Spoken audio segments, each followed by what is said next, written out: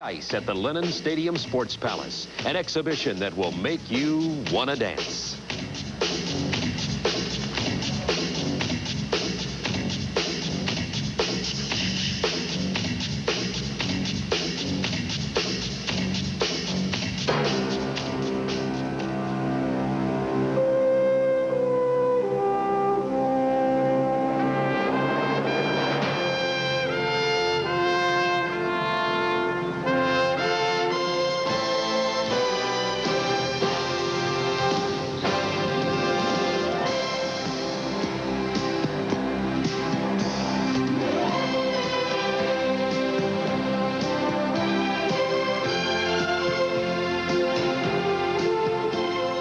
Network Television proudly presents the 1986 Goodwill Games from Moscow and from Madrid.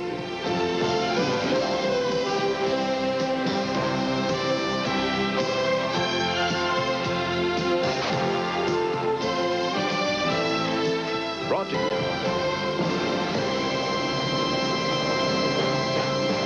And welcome to day 12 in our coverage of the Goodwill Games. Figure skating continues tonight at the Lennon Stadium Sports Palace. You'll find it a real treat. And also we continue with our coverage of gymnastics. We've already covered the team all around, the individual all around, and as you know, we followed the story of the athletes' difficulty in the adjustments to the apparatus at the floor. Tonight we'll be showing you coverage of the individual apparatus competition. And Marianne Laughlin, speaking of the figure skating, you got an opportunity to visit that venue today. We got lucky. Tonight I went to the figure skating exhibition at the Lennon Stadium and saw a dazzling display at the Sports Palace.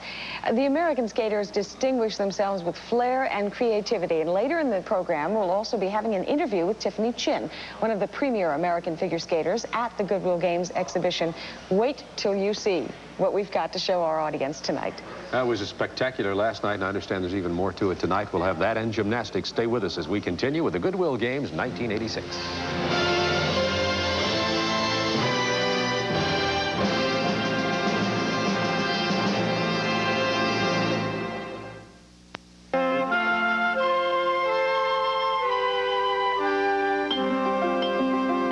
Some wonderful pictures from the figure skating exhibition last night from Lennon Stadium Sports Palace with Kurt Gowdy, Peggy Fleming, and Peter Carruthers covering it for us. We did not have an opportunity to televise Tiiffany Chin. You'll have the chance to see Tiiffany skating tonight. So right now, let's go out to the Lennon Stadium Sports Palace and figure skating.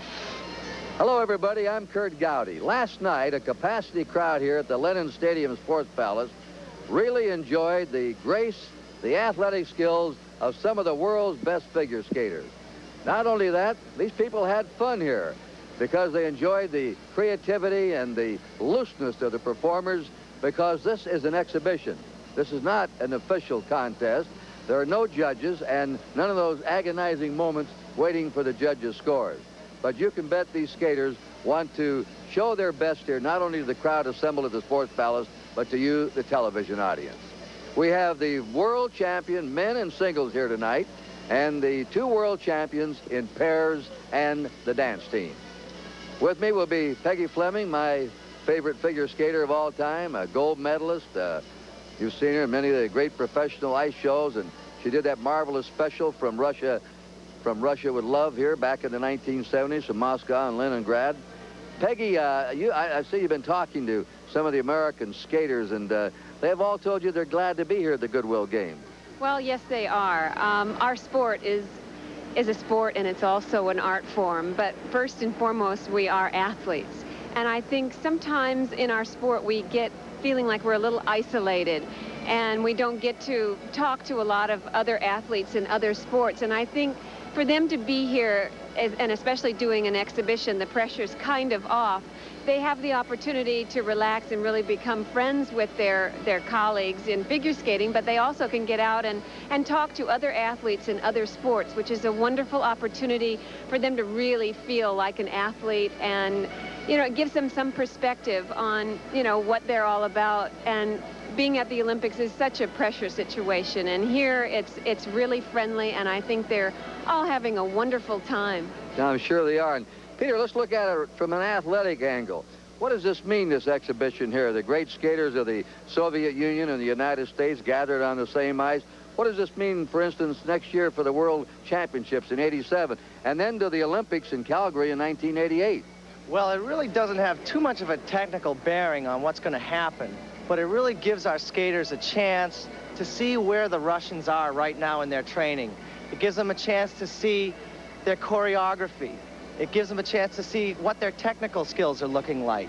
So it doesn't have too much of a bearing on the standings at the Worlds, but it's good for us to be around them, just to have an awareness of what they're doing. So when they do go home, they might see a few things here that they could work on and improve themselves to help them out at the World Championships. We'll be seeing a lot of things tonight, and right now we're ready for action on the ice, and let's go to it.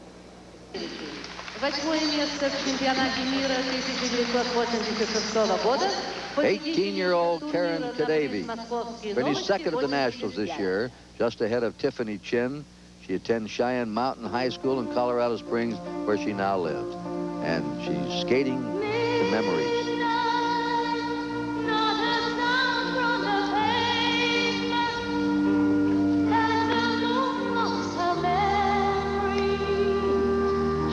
Caryn is a very smooth, very graceful skater, but she's got powerful jumps that get up very high and land very smoothly.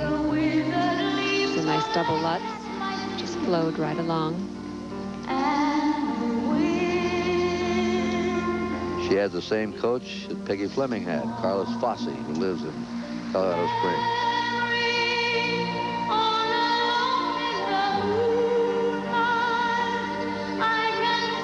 Fosse not only coached Peggy, but Dorothy Hamill, Robin Cousins, John Courage. All greats. He's a fantastic coach. I'll enjoy taking from him.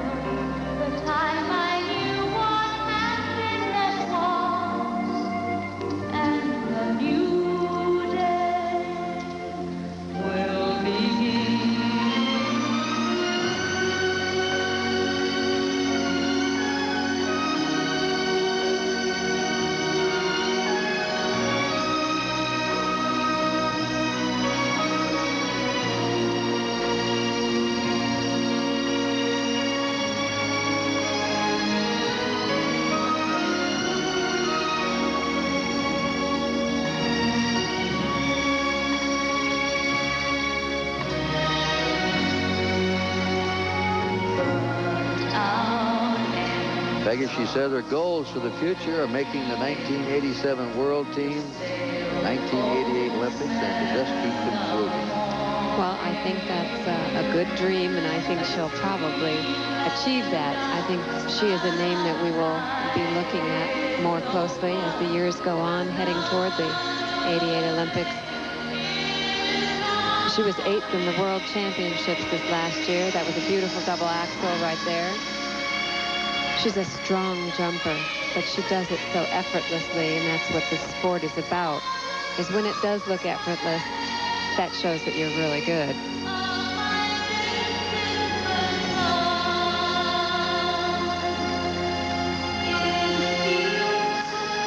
She has such a nice feel for the music. That's something you really can't teach a skater. It's something that has to come from within, and I think Caryn has that.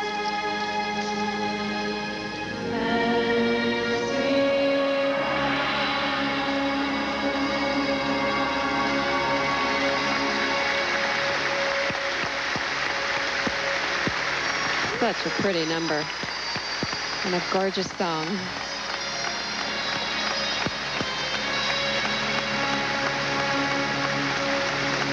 That was nice. Caryn Kadavy, the mother, and she lived in Colorado Springs. Her dad lives in Pennsylvania. And despite the vast distance, she says they are very close, and her family has sacrificed everything for her skating. Gillian Wachsman, this is the pairs, and Todd Waggoner, 7th in the World Championships this year, and 1st for the United States Championships. Wachsman and Waggoner. Todd's enjoying this.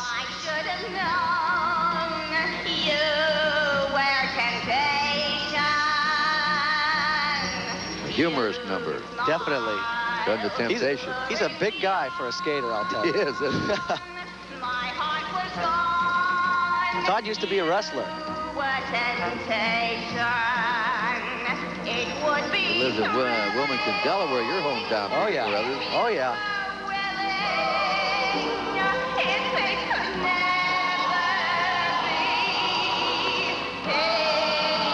The American skaters, Peter, wondered if the Soviets would they'll sort of get some of the humor that the Americans are going to do here. Debi Thomas last night with her number. But they got it. They had fun watching. Oh, yeah. They did. Look at that. That's a tabletop lift, and she's up there just enjoying it. They have really good coverage over the ice.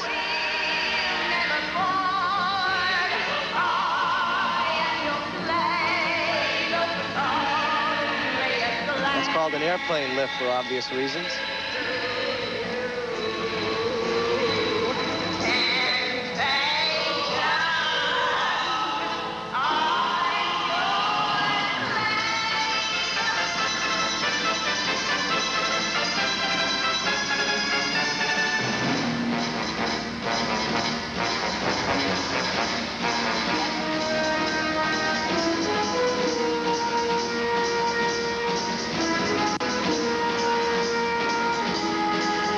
Here's a back press with no hands.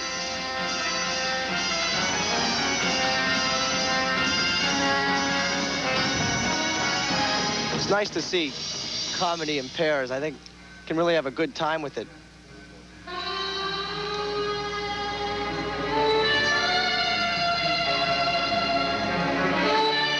Now, how long does it take them to work out a routine like this? Oh, it takes a long time, because to get out there and actually put yourself in contorted positions the way they're doing with this comedy, it's kind of hard to skate strangely. Usually there's such intense lines and everything's serious. So when you go out and try to be funny, you've got to remember you're doing, very difficult lifts at the same time.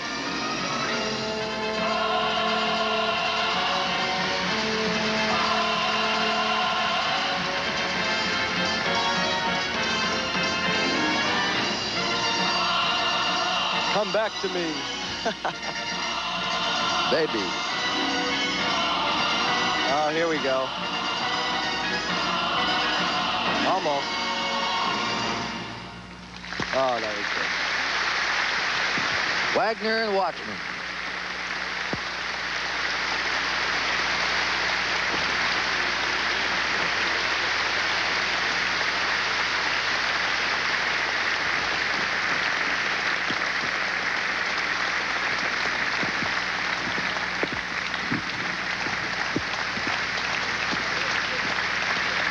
And the crowd still applauding. And right now, let's go to Peter Carruthers. He's going to talk to the recent pair you saw. Todd and Gillian, you look great. Todd and Gillian, when you guys skate out there to sort of a comedy, is it difficult to interpret comedy into some serious lifts and things like that? Well, it seems as if it helps us almost, because we are not so serious ourselves, and we don't take ourselves so seriously, and we go out there to have a good time and to get the audience involved, and that's what we try to portray in that program. It relaxes us in a way. We get with the music, and the lifts don't seem as hard. Great. Well, you guys look super. Thank you. Take care. Kondrashova, Sovietский Союз. Now we have the Soviet, Anna Kondrashova, 19 years old. Enrolled in special figure skating school at the age of 6. She's from Moscow. She was 7th in this year's World Championships, 3rd in the European Championships. Kurt, I have always enjoyed this girl skating. She has such a nice glide to the edge, beautiful jumps, double axel. Actually, what she's doing here is her short program from competition. Remember, this is an exhibition, but this is what she wanted to do for the exhibition. So this is the short program, which has 7 elements that they have to finish. That was a triple toe loop. The music is Kalinka, and the Soviet fans here like to clap to their Russian tunes.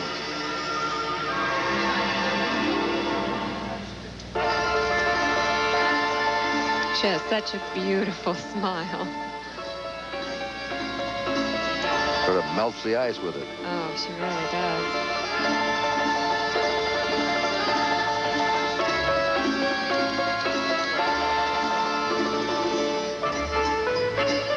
I was talking to her earlier in the week, and she said she has only been back on the ice for about 4 days to do this competition. She had been in a sports camp for 2 months doing off-ice training. I guess the whole skating team goes up in the mountains for 2 months and trains with weights and runs, and they do all sorts of things to keep themselves in shape. Just have a nice break from skating. She's moving now.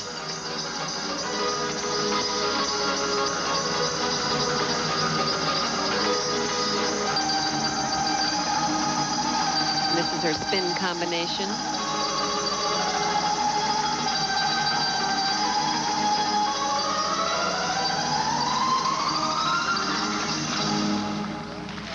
Cute. We'll be back with more figure skating action from the Lenin Stadium Sports Palace right after this. At Williams from Redondo Beach, California, just performed the first part of his program, and the Soviets have called him back for an encore. They've liked him so much. Let's see what he does now, Peggy. Got a great personality. Oh, he's great. Elvis Presley music has gone over real big over here. Bueno.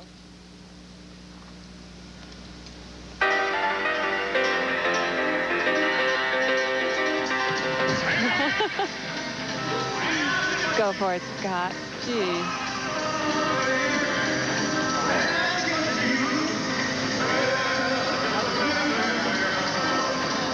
The audience is starting to clap with the music. They're a little slow at getting going. Oh, keep that character going.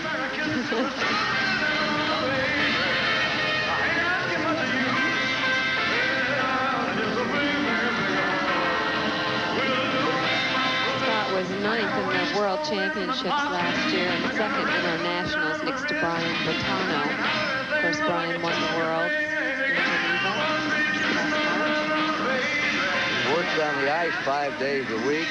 Bicycles 3 or 4 days. Weightless 3 days. Takes acting lessons.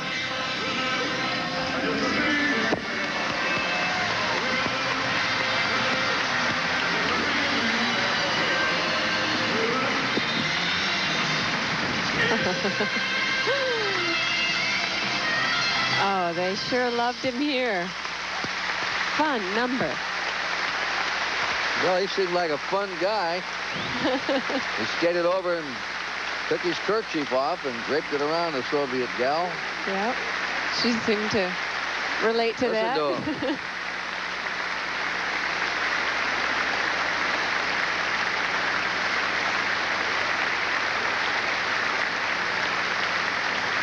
He got him moving. Certainly did.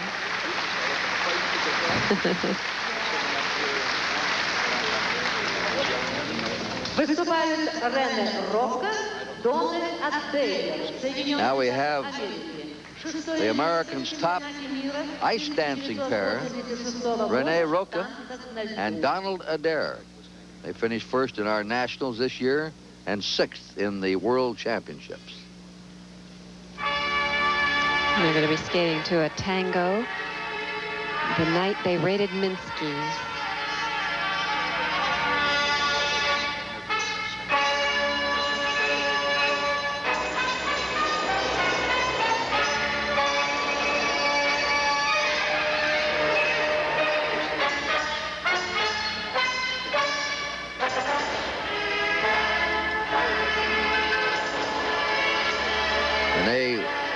From Rochester, New York, lives now in Detroit.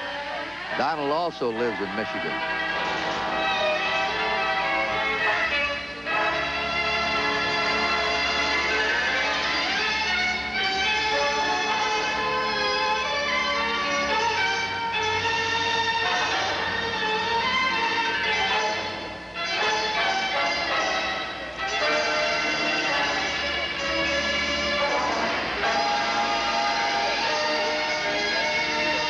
Donald and Renee were 6th in the World Championships in Geneva.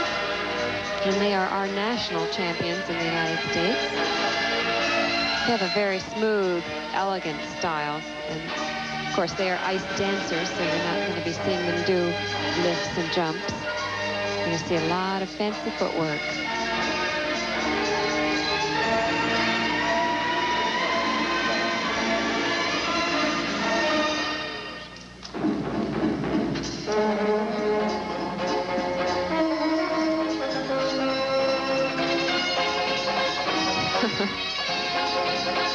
Some little playful moves there.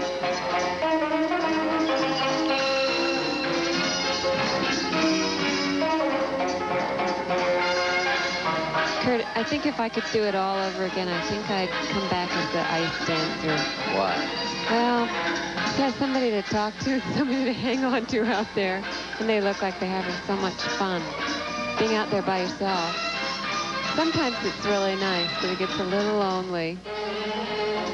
But the way ice dancing is going these days with Torval and Dean at the Olympics doing bolero, and they've just brought ice dancing up so much. They're very creative. They were the greatest, weren't they? Oh, they were wonderful. They're going to be legends for a long, long time.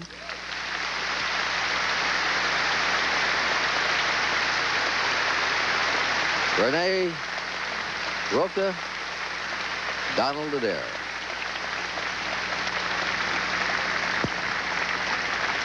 Scott Hamilton thrilled this Soviet crowd here at the Lenin Stadium Sports Palace, and Peter is over there with him now when Scott came off the ice. Peter? Scott, these people know how to have a good time, huh? Oh, they're great. Best audience I've had for a long time. I was not worried, but wondering what it'd be like here, and it's just been better than I could expect. Fabulous. Definitely. Would you like to incorporate a little Elvis into your competition program if you could get away with it? Yeah, if it wouldn't bother the judges, it wouldn't bother me. I have a good time doing it, so what the heck. Beautiful. You're looking good. Thank you. Thank you. More figure skating from the Lenin Stadium Sports Palace after this.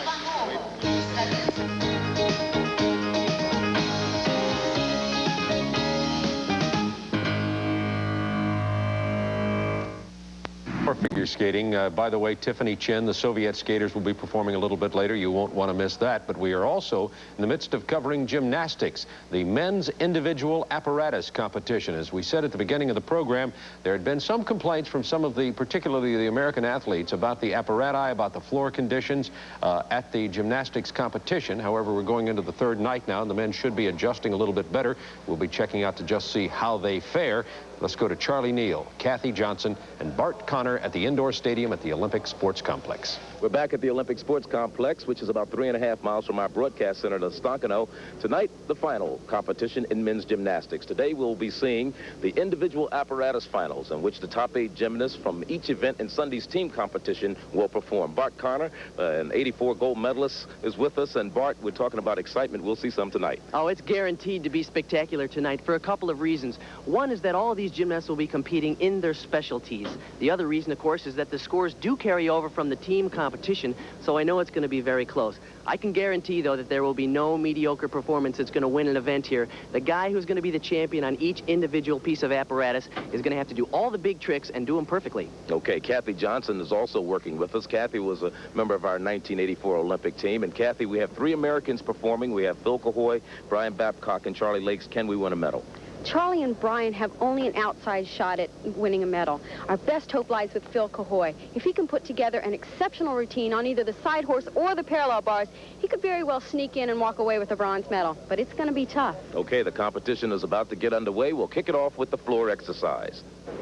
Charlie? This is Charlie Lakes from the University of Illinois. Now, he is in 6th place of the 8 competitors in the floor exercise. He only has a 9.65, but the guys to watch are Mogilny and Korolev of the Soviet Union and Lee from China. They all come in with a 9.8. Charlie Lakes right now.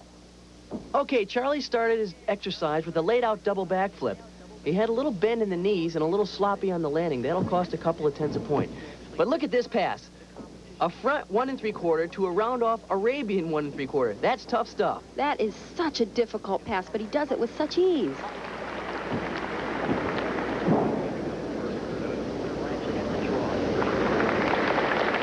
Charlie's showing a flexibility requirement and a strength requirement, a press to a handstand, and of course, a balance requirement as he holds the handstand for 2 seconds.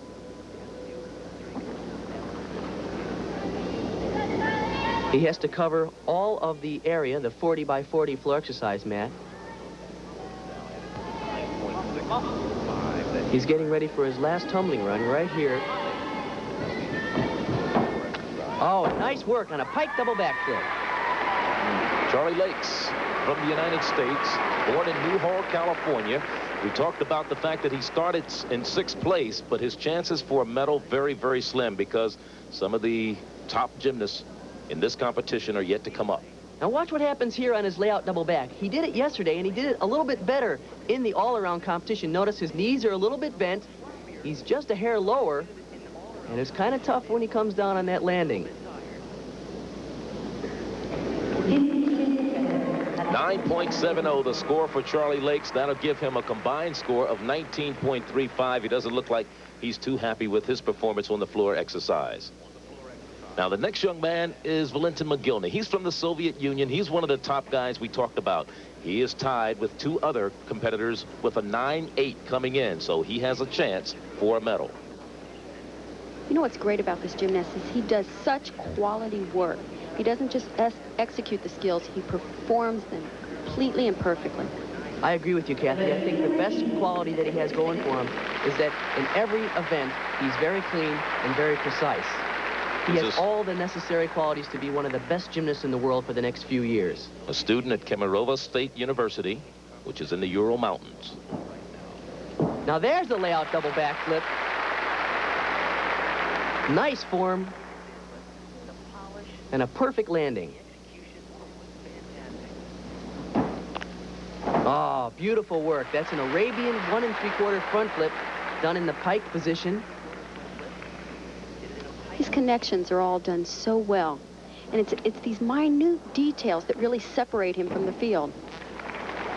Things like perfect extension, excellent toe point, and look at the virtuosity in these spindle flares on the floor.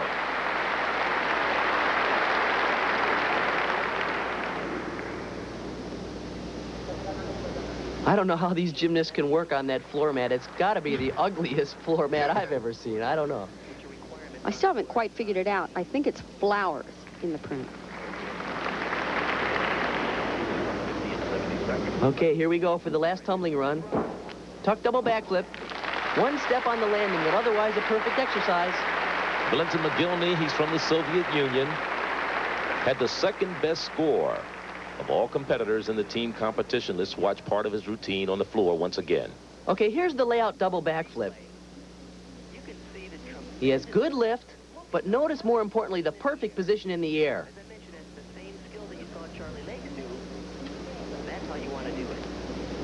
So we await the score for Valentin Mogilny from the Soviet Union. He came in with a 9.8, and Mogilny gets a 9.85. So that puts him in the lead right now. He is the current leader in the floor exercise competition. And his countryman, Yuri Korolev, is the next young man to come up.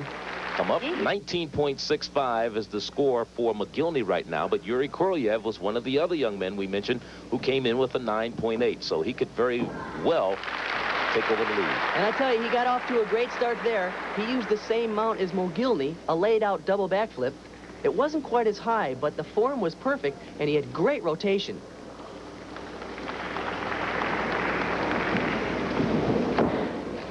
Oh, what a great second tumbling run. It's a handspring to a double front flip.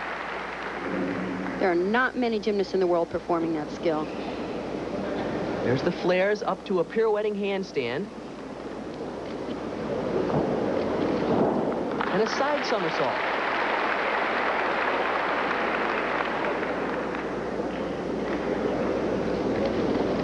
He needs a 9.85 to tie, a 9.9 to take over the lead from Mogilny.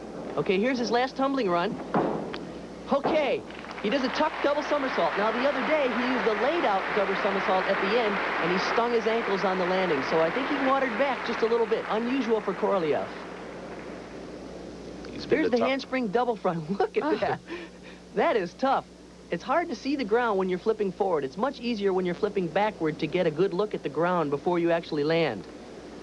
And he's been the top gymnast so far in this competition, and I'm sure he'd like to walk away with some medals today.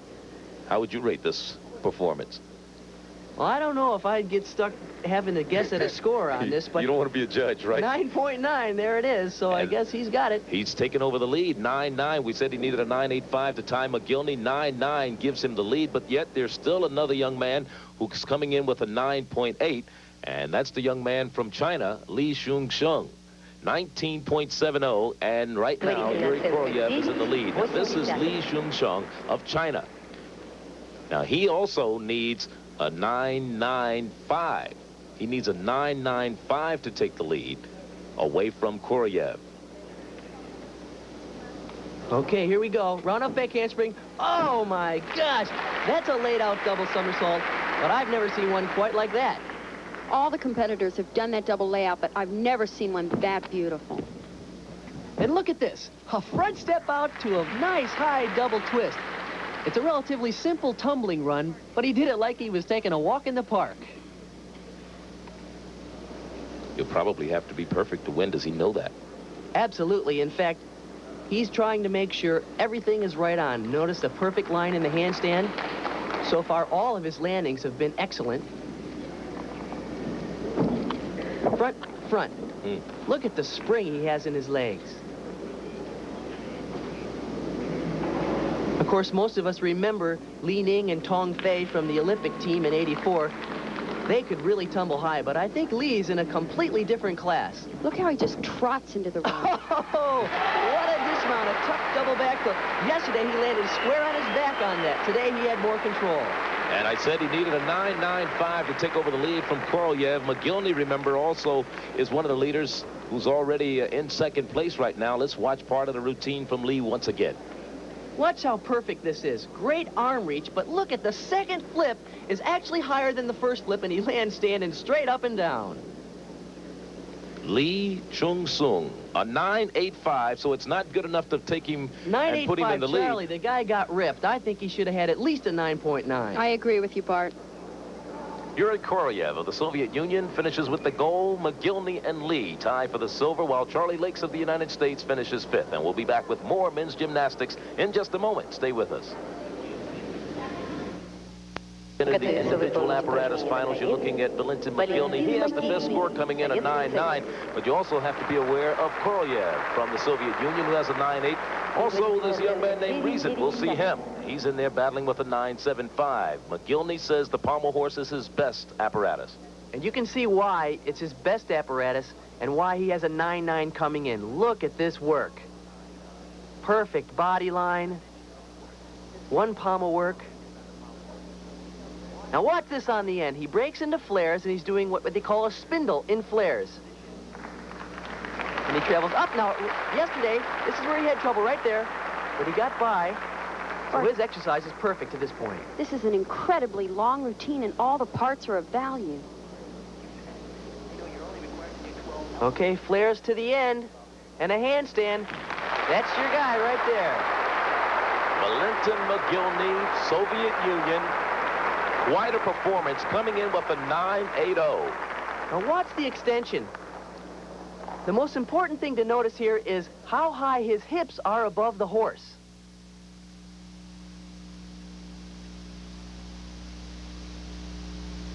This is definitely one of the best routines done in the world, if not the best. And notice how long his arms are. He has tremendous elevation over the pommels, and that helps a great deal.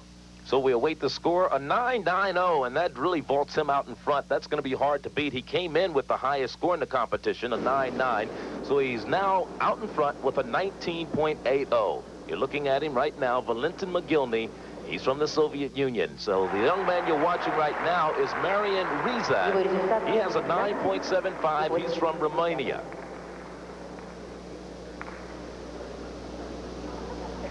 Okay, now Rizan is doing longitudinal travels, but notice the difference. There's not quite the same extension that you'll see in Mogilny. He really uses pure strength rather than technique. And he seems to be bending his knees on the circles. The rhythm is a little choppy. The scissors aren't very high. But I'll tell you, he's doing every trick in the book. You got to hand it to him there. Marian Rizan, the 19-year-old Romanian, coming in with a 9.75, a perfect 10, would keep him about 5/100ths of a point behind our current leader, Mogilny. But his best hope right now is to get a high enough score to even come up with a medal. Okay, you can see on the replay, he's doing some very difficult tricks, but he doesn't quite have the elevation over the horse that we saw from Mogilny, partly because his arms just aren't as long. Marian Rizan from Romania, 19 years of age, awaiting the judge's decision, anxiously pacing the sidelines there, and he comes up with a 9.75, which puts him in second place right now with a 19.50, but Phil Cahoy, who's in fourth place from the United States, is getting ready to work on the Pommel Horse. Now, Cahoy needs a 9.85 to go into second place. He just might be able to get it. Phil has a very good routine. That first move was really hard. He reached from one end of the horse all the way to the other. He does Russian Moors in a straddle position, right into flares.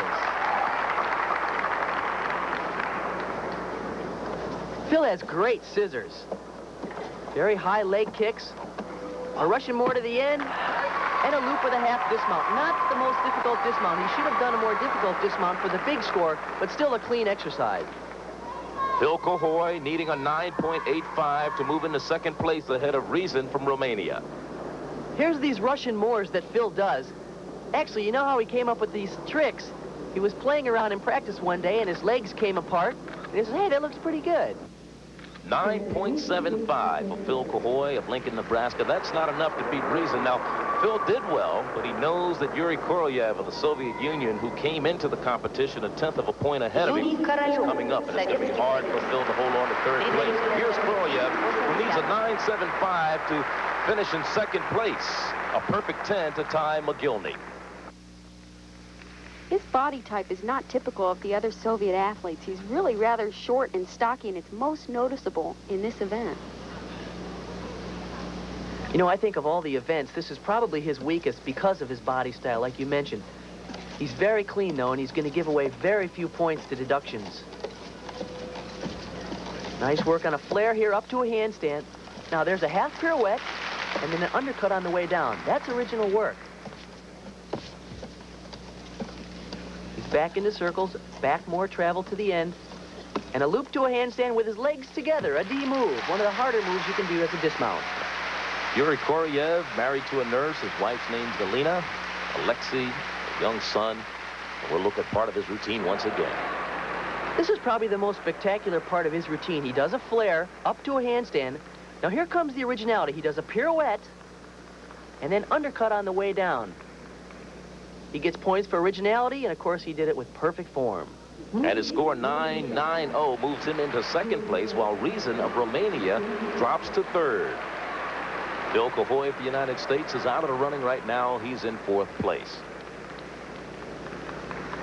Hey, and there are our American girls. They're getting ready for the competition tomorrow and also cheering on their teammates. Team competition starts tomorrow. We'll be covering that. Meanwhile, this is Brian Babcock of the United States. He has a 9.6, a 9.9 would give the United States a medal. That would tie him for third place. He's working the Pommel Horse. Brian's very good on the horse. He starts with loops, travels up and across the horse. So far, so good. On a back more, okay, he's leaning back. That's going to cost him about 3/10 of a point for hitting the horse. Now, there's a handstand, pirouette down. A little choppy in the middle there. He's got to keep better rhythm in the exercise if he wants the big score. This is better. Flares to the end. And a good dismount.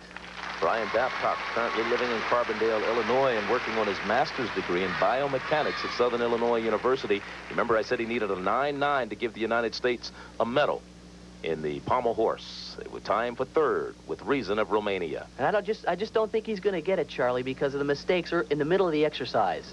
And he looks like he knows he made those mistakes. We'll wait to score 9.55, so he missed a shot at earning a medal for the United States. Let's check the standings. Mogilny wins it with a gold medal.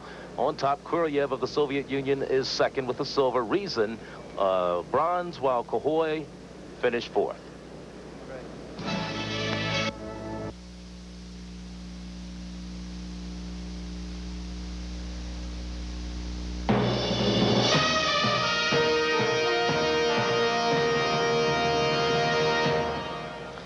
Some great moves on the mat in the individual floor exercises at the gymnastics competition. And now we're going to be returning to the figure skating. The figure skating, just some lovely entertainment for us. We're going to, first of all, see some ice dancers from the Soviet Union, Natalia, Annenko, and Genrikh, Sretenski, and the ice dancers from the U.S. who we saw perform last night, Suzanne and Scott Gregory. Tiiffany Chin will be coming along shortly, too. She is back from her injury. She is skating very well and says she feels very good, as a matter of fact.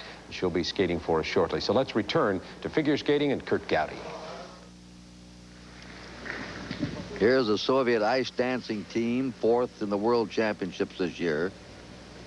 Natalia, Annenko, and her partner, Sretenski. Again with Sretenski.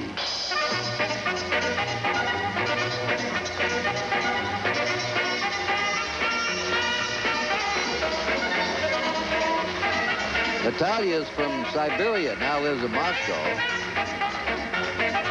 And she and Sretenski have been skating together 3 years, and 3 years on the national team.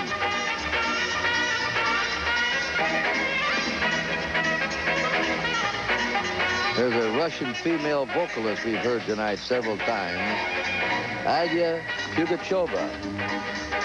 Very, very famous here in the Soviet Union. And the skaters must like her because they like her rock and roll music. Adair Pugacheva. This is not her singing now, but this is their favorite, this pair.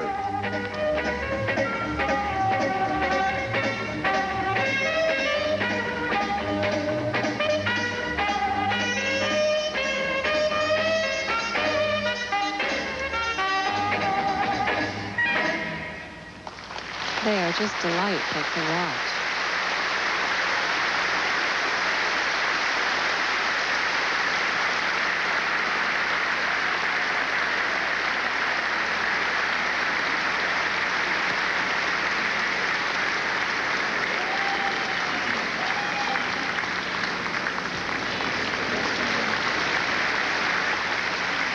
Выступает бронзовый призер чемпионатов мира 1985-го Скотт Грегори, Соединенные Штаты Америки. 5-е место в чемпионате мира 1986 года в танцах на льду.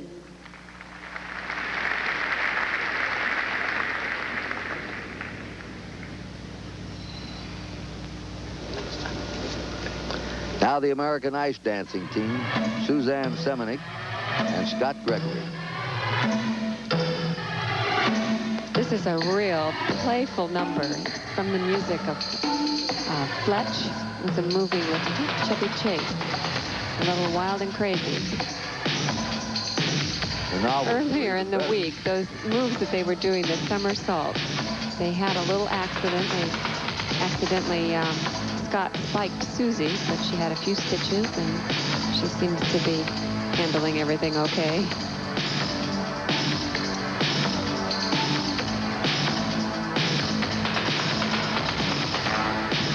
The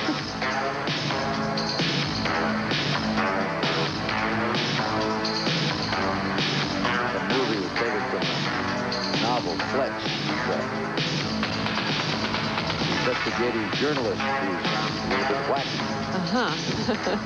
Fun character in the book. Chevy Chase played the role in the movie, as you said, and he was very good in it.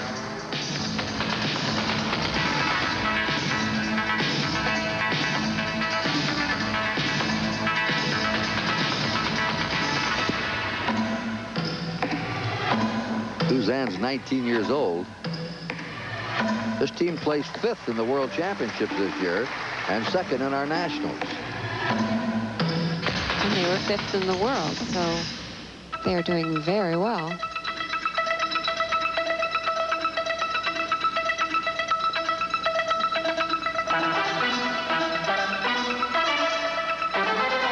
Maybe you're watching ice dancing. Watch their very close steps that they're doing together.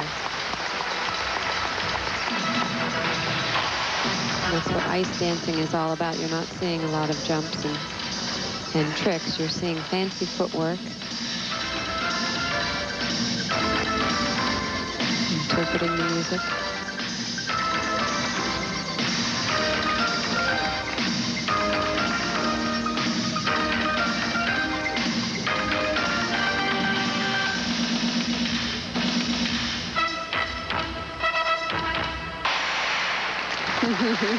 Very clever ending.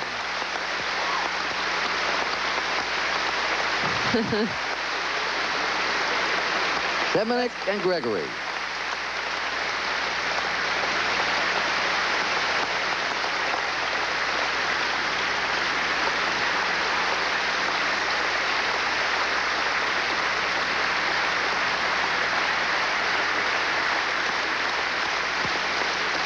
They liked them, Peggy. They certainly did. And playful suspenders.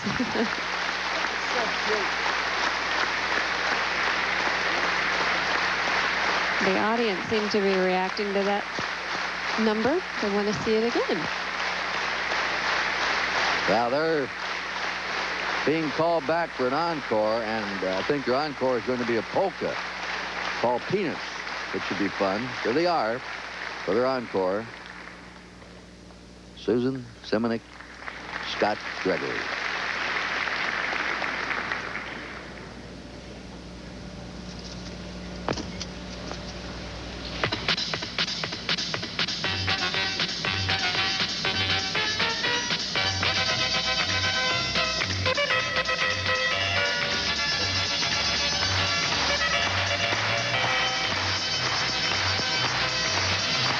I don't care where you are in the world, when you play a polka, people clap hands.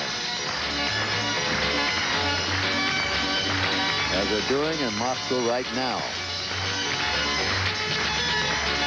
In ice dancing, they do a free dance and compulsory dances. They do 3 compulsory dances and an original set pattern dance.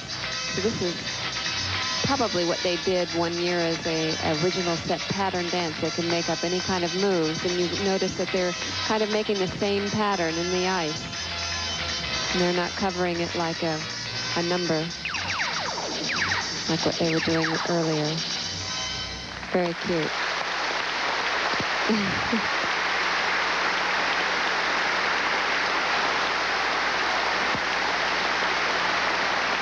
One of the 2 performers, the single and the ice dancing team, that have been brought back for encores here tonight. Scott Gregory and Suzanne Semenuk.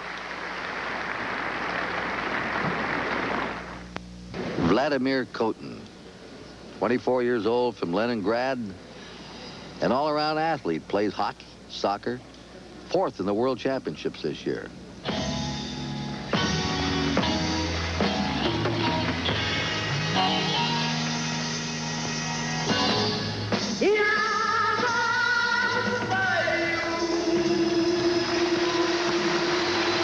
He has a great personality. Yes, he really does. There, he did his triple toe. This is really off-season for the figure skaters to be performing, because the wintertime is where they have their world championships and national championships. So the summertime is when they work on new elements that they want to add for the next season.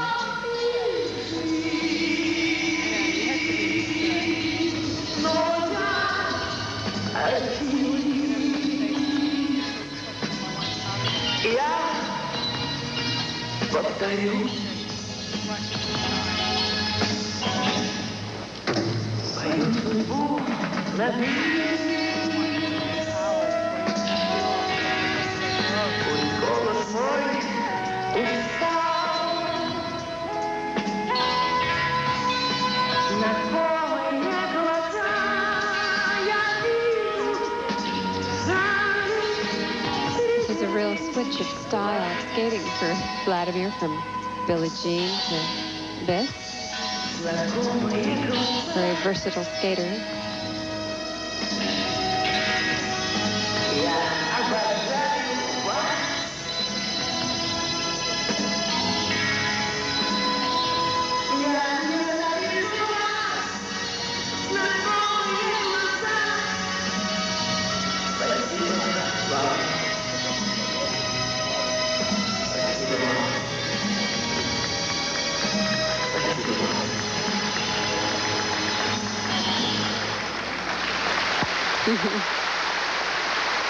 Very dramatic.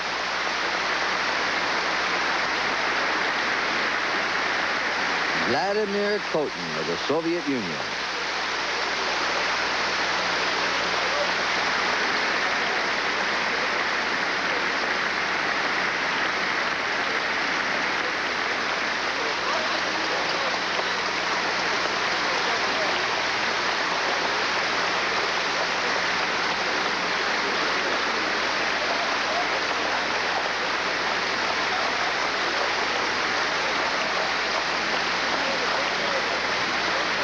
They love him here. He's got a barrel of flowers to take home with him to Leningrad. About an hour's flight from here, an overnight train ride. The famous Red Arrow leaves at midnight and arrives in Leningrad the next morning. Here he is again.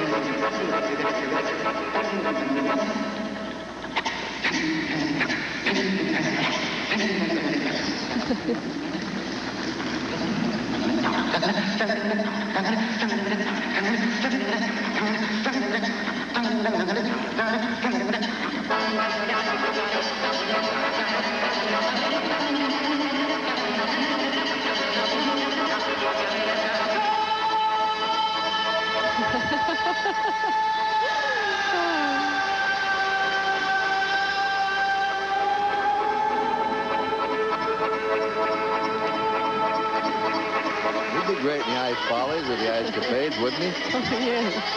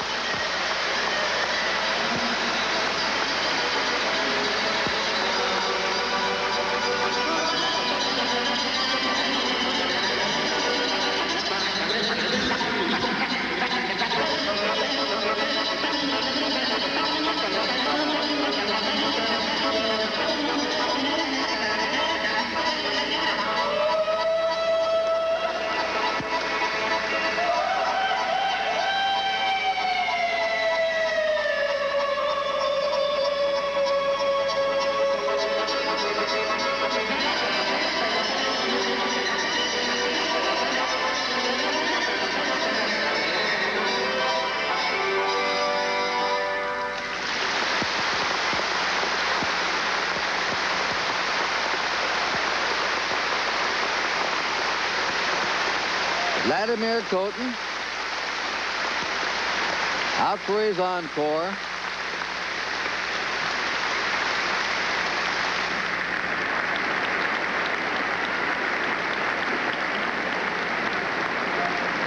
Ready now for Tiiffany Chin of the United States.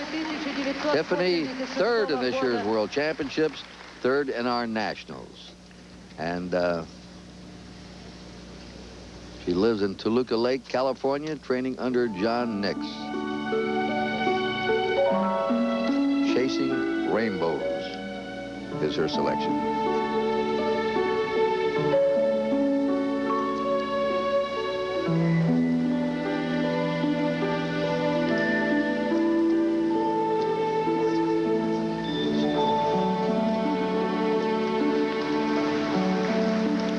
Has a wonderful ability to express up to the top seat here in the arena.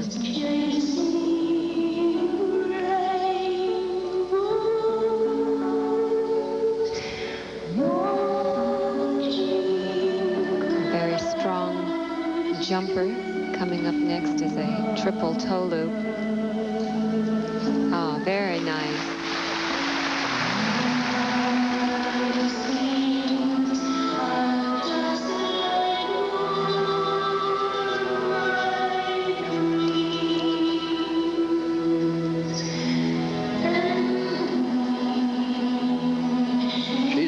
problem, an imbalance of her muscles, which caused joint problems, and she's been working on that for over a year to re-educate her muscles. I think her muscles seem to be all fixed by now. It was a beautiful double axel. This number was choreographed by a friend of mine, Sarah Karahara. It's very clever choreography. Keep that flow going.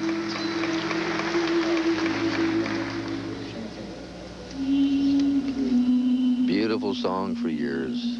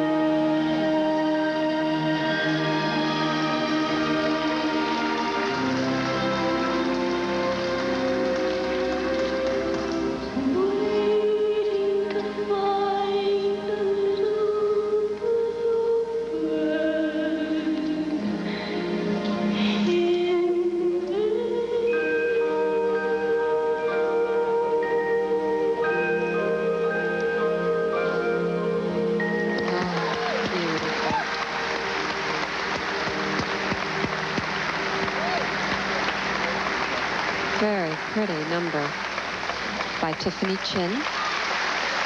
Great.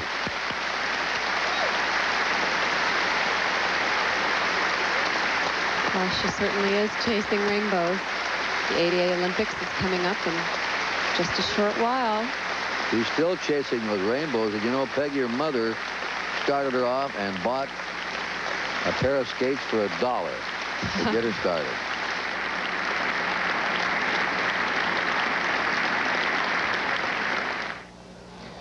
One of the ways we measure the reception of athletic performances at the Goodwill Games is how our crew, which works around the clock here at the Ostankino studio, reacts. And our crew actually applauded the performance of Tiiffany Chin right here in our studio. She looks to me to be in peak physical condition. Maybe, let's call her competition ready. That was a beautiful performance. Sorry to say, tonight is the last night for the figure skating. 2 nights, and they've gone by very quickly in the Goodwill Games. The 2 nights out at the Linden Stadium Sports Palace have been marked by performances of great style and flair from athletes of both East and West. Among the best on the ice, you'd have to agree, was Tiiffany Chin, the U.S. figure skater. And after her performance this afternoon, she was kind enough to visit us here in our studio. Tiiffany, it was a spectacular performance this evening. It was obvious you were a crowd favorite among the many Americans who competed. You ran one of the legs of the Olympic torch run in '84. What was the difference between, in this exhibition, competing in the Goodwill Games as opposed to the Olympics? Oh, gosh. First of all, you don't have the pressure of the judges or of doing certain elements. And as far as stamina, it doesn't have to be as long, the programs. These are musics to our own choosing. They can be vocal or they don't have to be. You can pick whatever you want to do? Exactly. We're in competition. They cannot have any vocal sounds at all. Mm-hmm. Is it more fun? I mean, it looked like you folks were having You really play to the audience. That's great. It was beautiful to watch. Let's take a look at some of the action from tonight and the beautiful performance of Tiiffany Chin.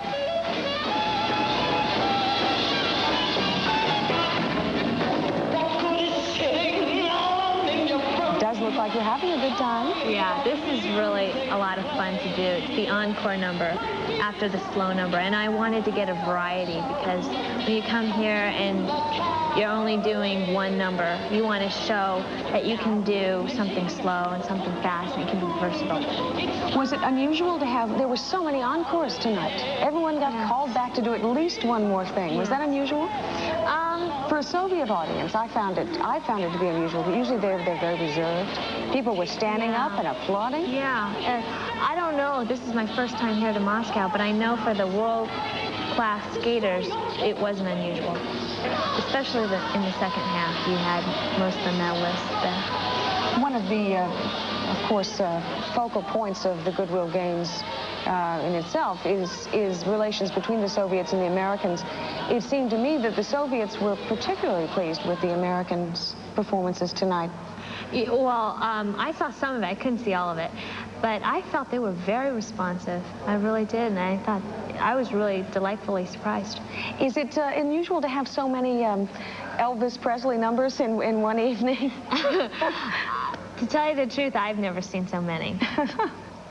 So you're 18 years old now. Is that getting to be kind of old for a skater? Are you ready to hang up the skates? In about 2 years, yeah. What's the next big competition? It's an international called Skate Canada. It'll be the kickoff for the competitive season. Well, we really appreciated you coming by our studios at this late hour and your performance tonight. Thank you. Thank you very much.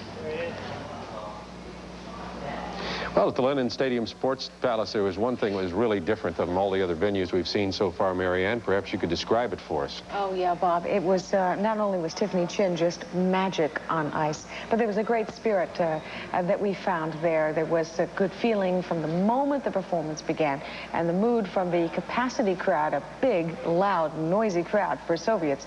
The skaters were completely relaxed. They were having a great time, free to do exactly what they had come to do, perform and entertain. And that was a welcome sight. And I tell you, we have, I'm sure, some more highlights to be showing our audiences. And I'm glad that we were not, we didn't miss any of this, because I'm sorry you had to be here instead of there. It was a tough ticket. I got to see it on television at least. They were tough seats to get.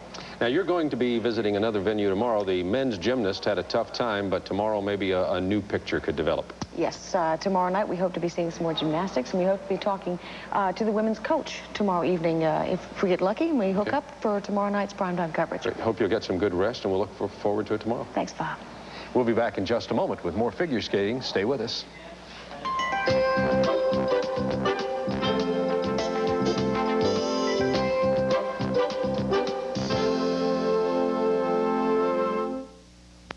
Debi does all of her selection of music for exhibition and for the competition, and she also does all of her choreography.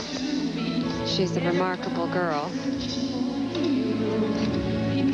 She does beautiful triple toe loops, too. She was accepted at Harvard, Princeton, and Stanford. Selected Stanford, she's a pre-med student and wants to be an orthopedic surgeon. A very, very bright girl.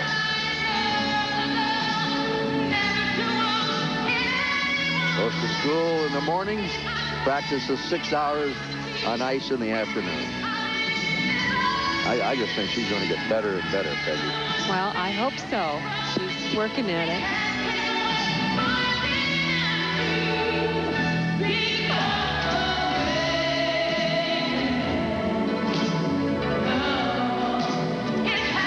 Spread eagle double axel, which is a 2.5 revolution jump, very difficult.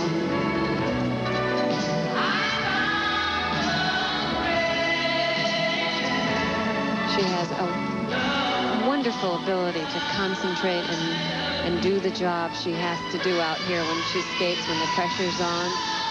You can just see that inner calm work for her.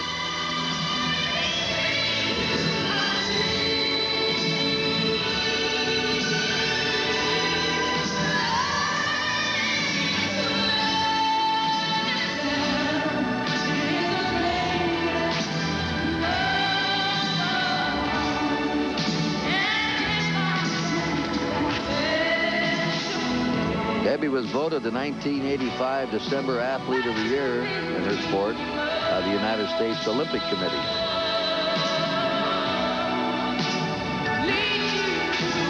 And of course, you know what her goal is. The gold medal, Calgary, 1988.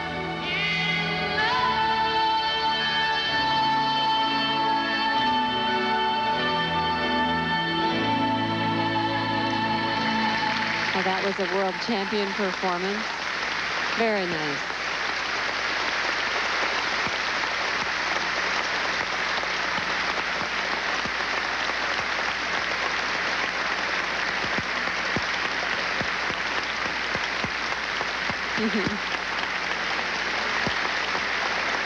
Debi Thomas, tops in the world right now. That is Howard Silby.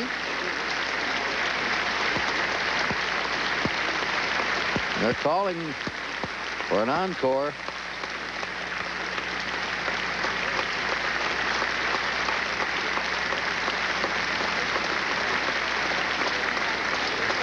darling little girls with the flowers and their bows in their hair.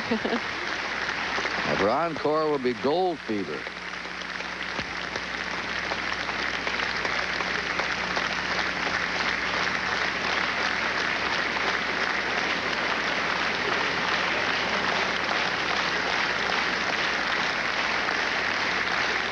Soviets know a champion. People sometimes don't realize how out of breath a skater gets. I mean, that was, you know, a fairly short number, 3 minutes, but that takes a lot of energy to get a little winded.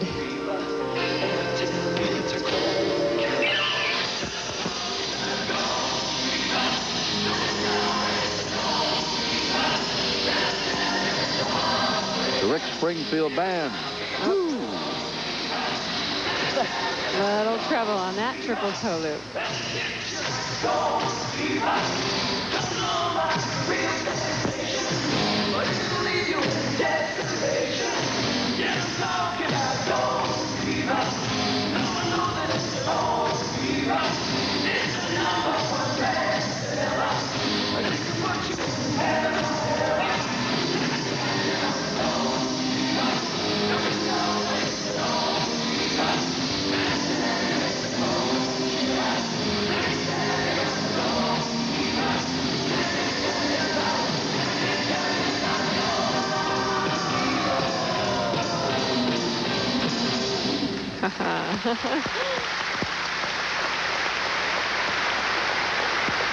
You're watching the Goodwill Games from the Soviet Union, Moscow. If you've ever wondered just how great it might be to see the great Soviet skaters and the wonderful American skaters skate together, stick around a little while. You'll get an opportunity to see some more beautiful skating. Right now, we're going to return to the gymnastics competition. For the third night in a row, the Soviet Union men's gymnastics participants are leading all of the events, and we're tonight covering the individual apparatus. So let's go back to the gymnastics competition now with Charlie Neal. Here's Charlie. The rings, the next event in the individual apparatus competition. This event has been one of the lowest scoring events of the competition. Now, Mogilny and Korolev come in owning a 9.75. They're the leaders, while East Germany has a shot at the medal with Sven Tipplet. He has a 9.65. Bulgaria also in the running. Now, you're looking at Sven Tipplet right now. He's the young man I just spoke of.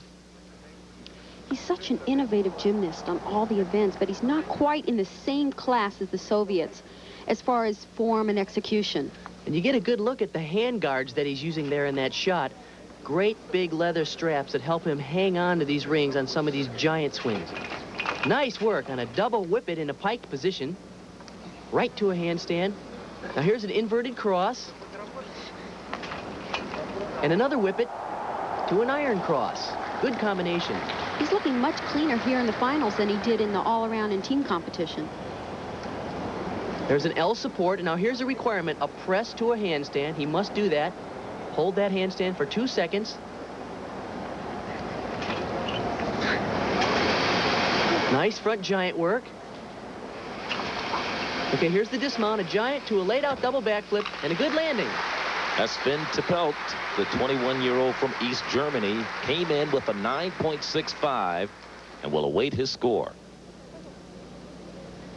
Good routine, so Sven Tipplet. And he seemed pretty pleased with it. He's had a great competition all the way along. There's the double whip it in a pike position. Back uprise to a handstand. Inverted iron cross. He needs to be just a little lower to get full points and full credit for that skill. And he comes up with a 9.7, so that gives him a score of 19.35. But remember, he started a 1/10 of a point behind Mogilny and Korolev. And Mogilny is the next young man up on the rings. Here he is right now. He needs a 9.65 to take the lead. Mogilny is a big swinger. You'll notice in all of the movements here, he has tremendous extension from the rings and beautiful line. There's an inverted iron cross. No problem on the 2-second hold there. And a whip it to an iron cross. You know, it's hard to believe that this event is considered his weakest event. I know a lot of gymnasts that wish their weakest event were this strong. There's the press to a handstand. He's so locked out in his handstand. Giant swing. And another giant swing right to the top. He has to keep control of those rings. Back giant to a laid out double back. And a little hop on the landing. I'll tell you, he's a beautiful athlete to watch, isn't he? Mogilny of the Soviet Union, 20 years of age. Look at this giant swing, perfect extension. Now he's going to pull and do 2 back somersaults in the laid out position, spot the ground there, and try and stick it. He takes 1 little hop, a 1/10 of a point deduction. And the score for Valentin Mogilny, a 9.90, so he's in first place with a 19.65 score. Again, Korolev has to come up, and that young man you're familiar with. Ex-Alexander Tiiffany. In fact, we competed together and against each other for quite a few years.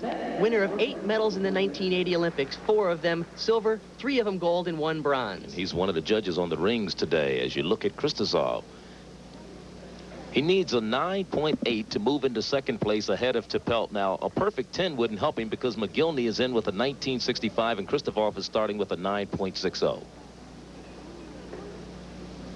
We've seen a lot of low scores on this event over the past few days. Why is that, Bart?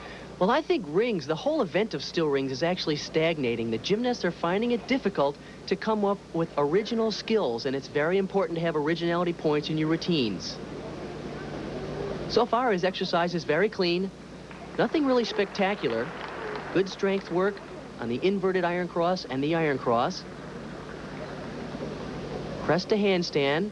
That was a little weak. And a giant swing to another laid out double somersault dismount.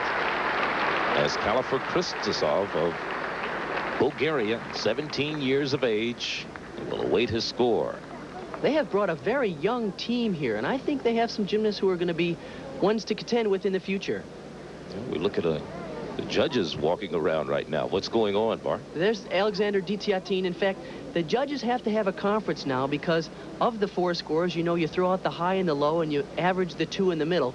If the range is too far apart, the judges have to get together and come up with the reason for the deductions. So they're talking over Khristozov's score. He anxiously awaits. As I mentioned, he needed a 9.8 to move into second place.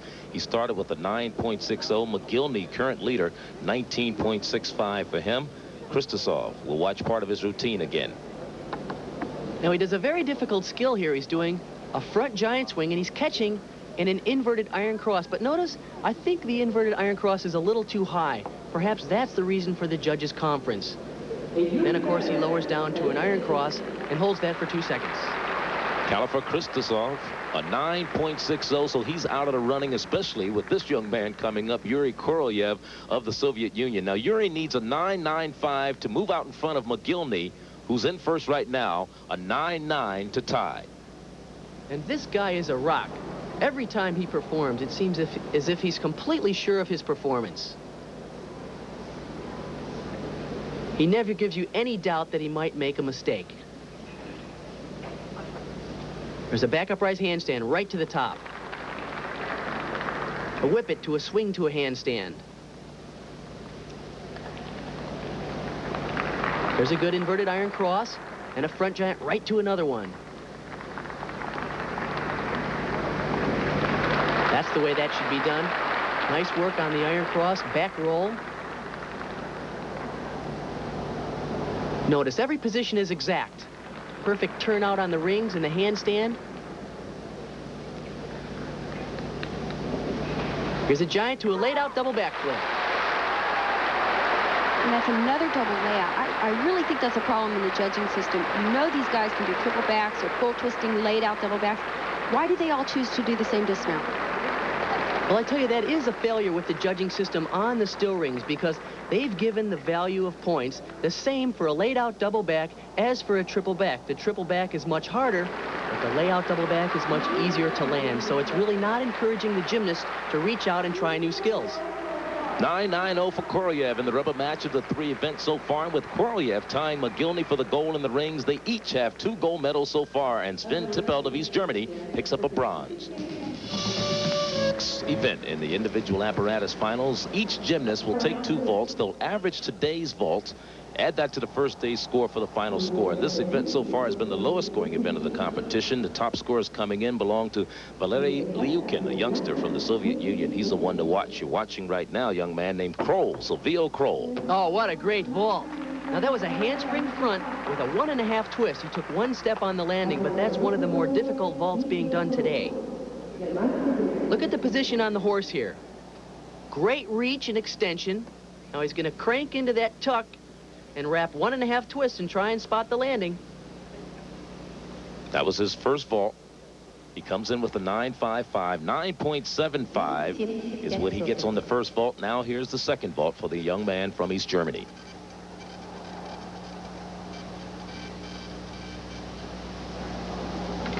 He has good speed. Handspring pike front with a half. Now that was a pretty vault. Not as difficult as the first one, but a lot prettier. 9.725 on his first vault. And we'll await his second. A 9.75 on his first vault. Okay, here's the replay now. Look at the great position in this pre-flight. Perfect form. Pike's in. Looks out for the half turn and spots the landing. That's a beautiful vault. Sylvio Kroll will await his score from East Germany. 9.7 and an average of 9.725 for 2 vaults gives him a total of 19.275. But the young man who's getting ready to come up on the vault is one we've seen a lot of today. The man who's walking away with all the medals. He's the guy to watch as you continue to watch Sylvio Kroll. This is Yuri Korolev of the Soviet Union. Now, Korolev needs an average of 9.675 to tie for the lead. He's going to have to put together 2 pretty good vaults because Liukin is coming up later in the rotation, and that guy is tough. Korolev a 9.60 in the team competition. Okay, a 1-arm handspring front in the pike position, and he came down pretty hard on that landing. Art, we're starting to see more and more vaulters use the 1-arm vault.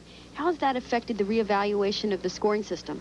Well, actually, the judges are awarding 0.2 of a point higher for each vault if it's done off a 1 arm. Here's perfect position in the air, but crunch. He comes down pretty hard, and we noticed in earlier competitions this week that he really munched his ankles. I know they're sore. First vault for Korolev, a 9.60. Here's his second. Okay, now there's a 1 arm to a laid-out Sukahara, the same vault he used in the all-around competition. He landed a little short. Perfect position in the air here, but he doesn't quite have the rotation, and that's going to hurt when he comes in.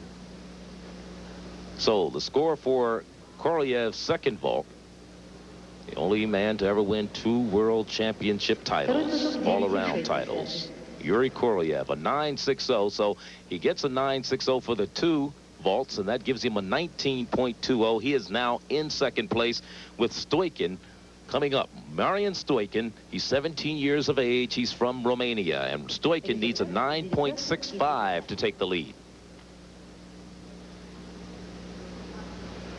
Marian Stoican, Romania. Предварительная оценка 9.65.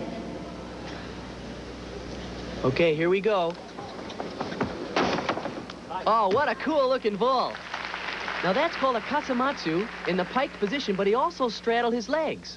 The first time I ever saw that vault, it was done by an American, Brian Ginsberg. He does a round-off onto the horse. Look at that. It's pretty wild looking in the air. 1 step on the landing, but look at the distance from the horse. Stoican from Romania, 9.70 on his first vault, and he's ready for his second. Keep in mind now, the judges are looking for clean pre-flight, good height, and great distance from the horse. Oh, that's another nice vault. Now, that was very much like the first vault, except he did this one with his legs together. Well, to wait his score, I said he needed a 9.65 to take the lead. Watch his second vault once again. Okay, now he's going to come on the horse, push off, try to stay laid out and twist, and look for that landing. He takes 1 step. That'll only be a 1/10 of a point deduction. Looks like he kind of munched his ankles, though. Seen a lot of that today, haven't we? 9.60, so that averages out to a 9.65. He takes the lead away from Sylvio Kroll of East Germany as we watch Fang Min. Now, this young man is from China. and he needs a 9.725 to take the lead. This guy is an animal. Look how strong he is. Oh, what a vault. In a pike position, he did a handspring front with 1.5 twists. 19 years of age, second year on the national team. Let's take a look at this vault again. He has tremendous push off the horse, and he cranks into that 1.5 twist. This event has really progressive. It used to be all we would see was half twisting and full twisting vault. Now we're seeing 1.5 twisting vaults. 9.7, the score of his first vault. He's preparing for his second right now. I think one of his real advantages in this event is he has tremendous speed in the run. But look at the upper body strength. When he pushes off the horse, look at that. A handspring front with a half in a laid out position. Nobody does it any higher than that. Watch as he pushes off the horse right there. That guy is up there. Whew. Had a 9.70 his first vault. Second vault, a 9.65. Combined the scores for a 9.675, and that'll tie him with Kroll of East Germany for second place. But remember, here's Valeri Liukin of the Soviet Union, one of the bright young spots on this Soviet team, and he's preparing for the vault. He came in with the highest score of all the vaulters. Okay, here we go. Okay, a nice high vault. He had trouble on the landing, as we've seen everybody's had trouble on landings all week long on the vaulting mat. The mat is actually slipping, but he does a nice vault. It's a Kasamatsu in a laid out position. You know, he's a young kid. I think he sees this as his chance, but he's got to stick those dismounts. He needs a 9.625 combined score to win. His first vault score, a 9.65. So that means all he needs here is a 9.6, and he's got the title. Oh, what a vault.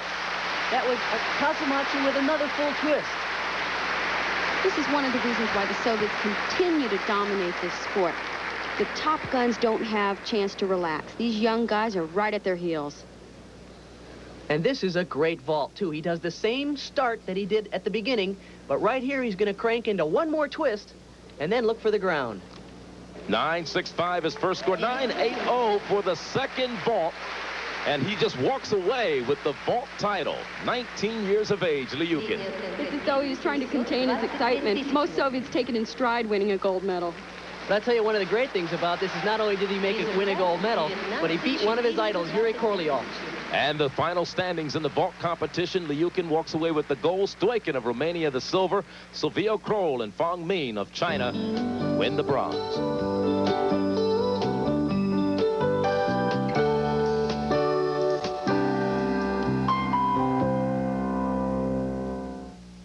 Is the parallel bars, and again we have three competitors within 1/10 of a point of the leader. Now the leader going in right now is Lee Chon-han of Korea.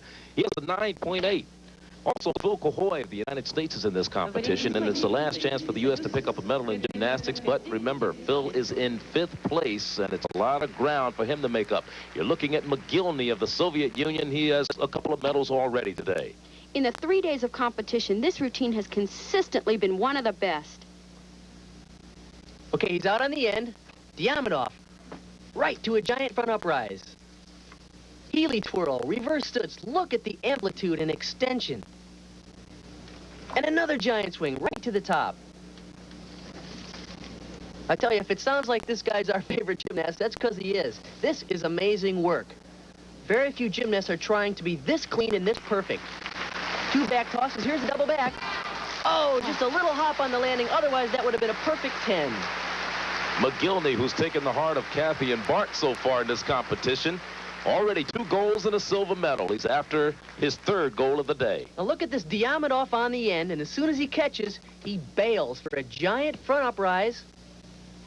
Now this is incredible. A Healy twirl. Right to the highest reverse stutz I've ever seen, ever tried. He has the most incredible toe point I've ever seen in men's gymnastics. 9.9. He came into the competition with the 2nd highest score, and this gives him the lead naturally because he's the first gymnast to perform on the apparatus, but it's going to be hard to beat that score. Mogilny of the Soviet Union with a 19.65 overall score. Now Sven Tipplet of East Germany is the next man to come up. Tipplet, a 9.65 coming in, needs a perfect 10 to tie Mogilny. It's asking a lot. This is probably the most outrageous routine we will see in this entire competition. You know, we saw him the other day do this exercise, and it's very original. I like to see that from a young gymnast. He's trying completely different skills. Now, there's a peach, giant swing. Now he's going to go out to the end with a giant with a half turn. Now look at this. That's like a reverse act on the high bar, but I've never seen it attempted on the parallel bars. You can tell he doesn't quite have the same polish, the same elegant performance that you would see from a more veteran gymnast. But watch this. A double front right off the end. And He stuck it. I win the bet part. I win it. I don't believe he made that. I watched him warming up, and I didn't think he was going to make that. Guys betting on the air? I guess I owe you 5 rubles. Okay, there's a giant with a half turn out to the end. And look at this. A reverse hecht right back into the center. Remember, he needs a perfect 10 to tie Mogilny. This is Sven Tipplet of East Germany, coming in with a 9.65. You can see that the exercise in some parts is just a little choppy. Minor form break here and there. He'll get that with experience, but look at this dismount. This is so hard to land, and I can't believe he nailed it. Well, we'll wait to score. 9.90. He doesn't get enough to tie Mogilny, but he is in second place right now with the 19.55. Sven Tipplet of East Germany. Now, the leader is about to come up.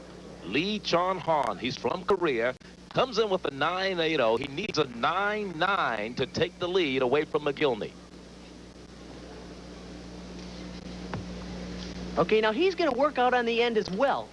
That seems to be the new direction on parallel bars, is to work out on the ends. Oh, what a move. That's a straddle front flip. Back upright. Oh, no. I was doing a very simple move. I can't believe he let that deduction happen. That has to be at least a 1/10 of a point for the bobble in that L support. Maybe 2/10. Good stutzes, good clean work. Cowboy on the double back in one little step, but still a good exercise. I can't believe he had trouble on that easy move in the middle of the routine, though. Lee Chon-han of Korea. Now watch what he's going to do here. Right here, he does a straddle front, and the most difficult part is right here. Boom! He catches, pushes himself underneath the bars, back up into handstand. This is a Healy twirl.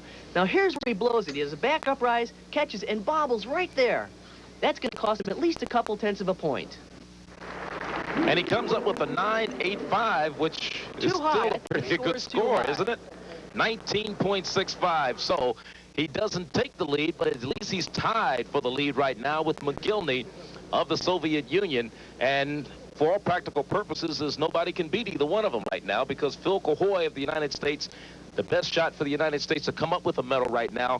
Phil needs a perfect 10 to at least tie, and he will need a 9.9 for a medal. Phil is so beautiful on this event with the long legs. This is when his height really is an advantage. Okay, now there's a V and a press to a handstand.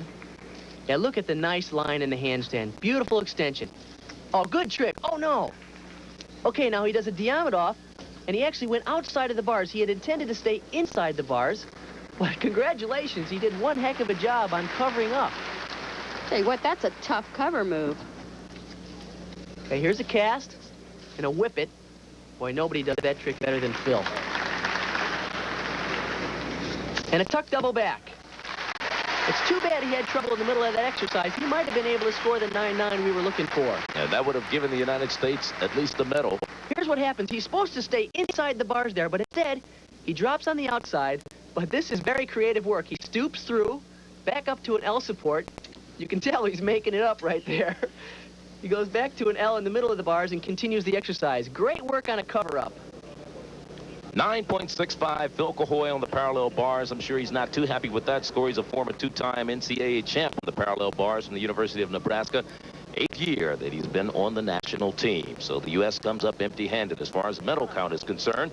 But the winner of the parallel bars, it's a tie for the gold between Mogilny of the Soviet Union and Lee Chon-han of Korea, while the bronze medal goes to Sven Tipplet of East Germany. The final segment, The individual apparatus finals will be coming up momentarily. It'll be the high bar, the most exciting event in men's gymnastics.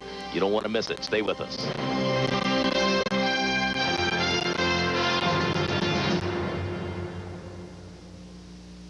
Apparatus individual finals. You're looking at Wang Chong-sung of China.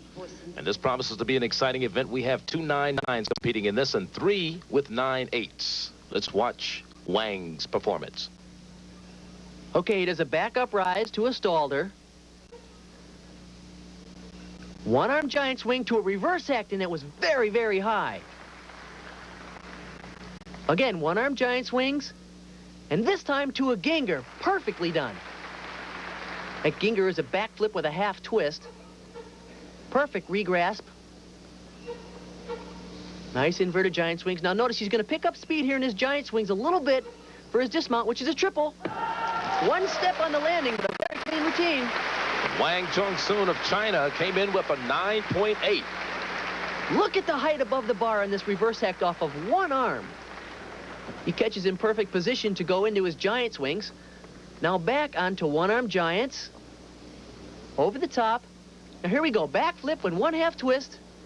And exactly 1 arm's length away from the bar. Exactly right. 9.85. Add that to his first day score. He's our early leader, 19.65.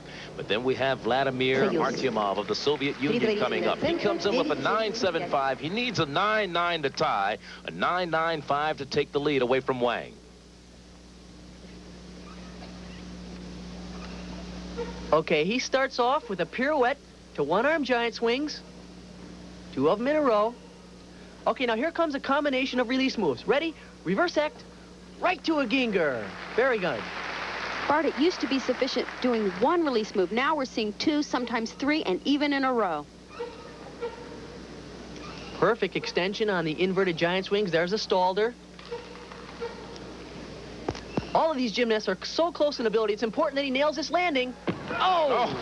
Now that was a double twisting double back, and it looked like he just pulled his feet through too far. He had a good routine going until the dismount.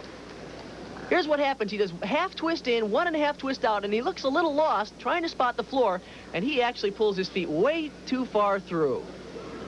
Vladimir Artyomov comes from the same hometown as Korolev. He comes up with a 9.4, not good for him, and for all practical purposes, that pulls him out of the running. But the next young man is one of the 9.9s we talked about coming in, Kim Chol-nam. He's from North Korea. He needs a 9.80 to take the lead away from Wang from China. This guy has a big-time routine, too. We talked about at the top of the show how the winner's going to have to do all the big tricks. Well, this guy's got them. Here he's setting up his first release move, a 1.5 twisting Genrikh. Nice work. And it's so easy to break form on that trick. Full twisting one-arm giant swings. Inverts right to the top. So far, so good. Okay, here's the del chip. Oh! He was way too far away from the bar. Oh, I tell you. You know what's amazing about that is he made the difficult release, but right here, he is too far out. There is nothing you can do. Let me tell you, that rattles your tree when you hit the ground, but he loses a 0.5 point. He gets back up on the bar, and he'll finish his exercise. Remember I said he needed a 9.80 to take the lead. He came in with a 9.9 in the competition. What's the best he can get now? 9.5 would be maximum if he takes a 0.5 point off. Let's look at that one full twisting Genrikh.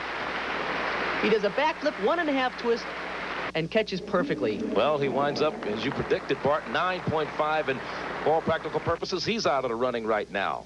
There he is, Kim Chol-nam from North Korea. And it's too bad, because he's got the best routine. He certainly was impressive. Zos Borkai of Hungary, a 9.80, one of the 9.80s coming in. He needs a 9.9 to take the lead away from Wang. Wang's still out in front right now, a 9.85 to tie. Wow, what a start. He did 3 one-arm giant swings, and one of them ended in a front flip. Now, one-arm giant swing, and another one to a Genrikh, and look at this! He catches with one arm. Bart, I've never seen that before. It's unusual that they do them from a one arm, but to catch with one arm, can you imagine the strain on your shoulder? Okay, speeding up for the dismount. A full in, full out. Oh, he could not control the landing as well. Does have long arms, doesn't it? At least one is probably really long. Now watch this. He's going to reach in. Boom. Oh, that must feel great. 9.85. Now that ties Wang, but Yuri Korolev still has to come up and do his routine. Korolev comes in with a 9.9. There he is. He also has 3 medals today, 2 gold and a silver. The score to beat for his 3rd goal is 1965. All he needs is to hit a 9.8. What's great about this competition is nobody is holding anything back. I mean, they're going all out, going for perfect catches. There you go. One arm reverse X to another one. You know, I completely contend that I don't think Korolev is the best gymnast in the world, but there are very few people that will outcompete him. He is so tough mentally, he gives way for very few deductions. Front giant swing to a straddle front. Not unbelievably high, but very clean. Okay, here he comes for the dismount. A laid out double. One step on the landing, but otherwise a perfect exercise. Yuri Korolev, who's excited us the last 3 days in this men's gymnastics competition, has had a stellar performance today. And he finishes it up in fine style on the high bar. Okay, here's the one arm to a reverse hecht. Now, as soon as he catches, he has to set up the tap with a second reverse hecht right there. He is so aggressive. He really attacks on those release moves. A 9.90 for Korolev, so he wins the high bar competition, the final competition of the day. Our former co-leaders Wang and Borkai, they're tied for 2nd. And Barton and Kathy, your impressions? As always, I'm impressed with Korolev's consistency and the superior level of the Soviet team, in particular, Valentin Mogilny. I tell you, I think all the gymnasts, not only from the U.S., but also from the rest of the world, need to go home and take a long, hard look at what they're going to need to do to challenge the Soviets' domination of the sport. Okay, the high bar final results. Korolev of the Soviet Union picks up his 4th medal of the day, his 3rd goal of the afternoon. Wang and Borkai finish 2nd. For Bart and Kathy, this is Charlie Neal saying so long from the Olympic Sports Complex.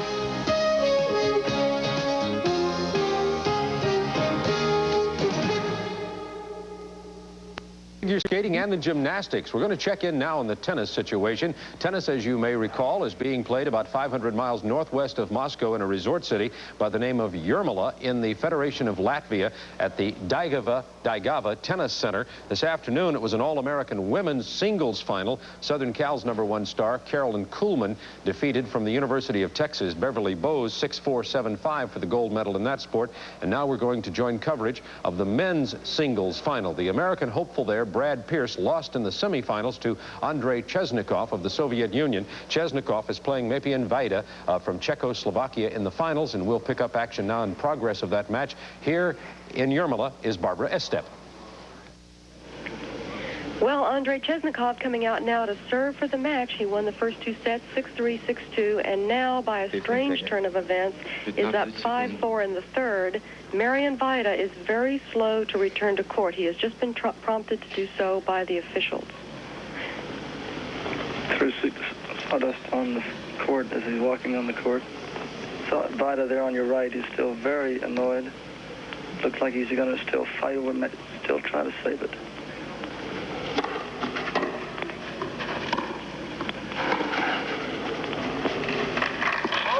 Not being a native English speaker or native Russian speaker, he obviously misunderstood that point. Had he any alternative? No, as a matter of fact, the way the rules of tennis go, once a point has been called and a next point has been played to, there is no alternative. Great shot by that. No alternative for the umpire, but the score must stand.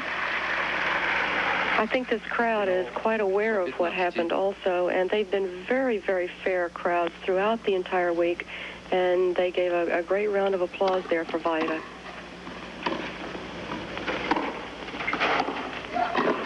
Great pass. Rizan obviously on a kamikaze attack now, and he's angry, so best to let his anger help him in some way, and that's to hit hard. 30-15 Chesnikov serving for the match.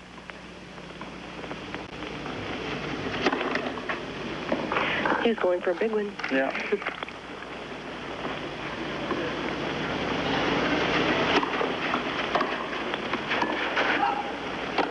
great leap. Oh, on the line. Good, and it was good. It was definitely chalk. Tremendous save by Chesnikov. 40-15, 40-15. Match point for the young Russian. Here's a great leaping, just a lucky shot for sure. Not even an attempted lob, but as Chesnikov looked at it, goes, and here's match point.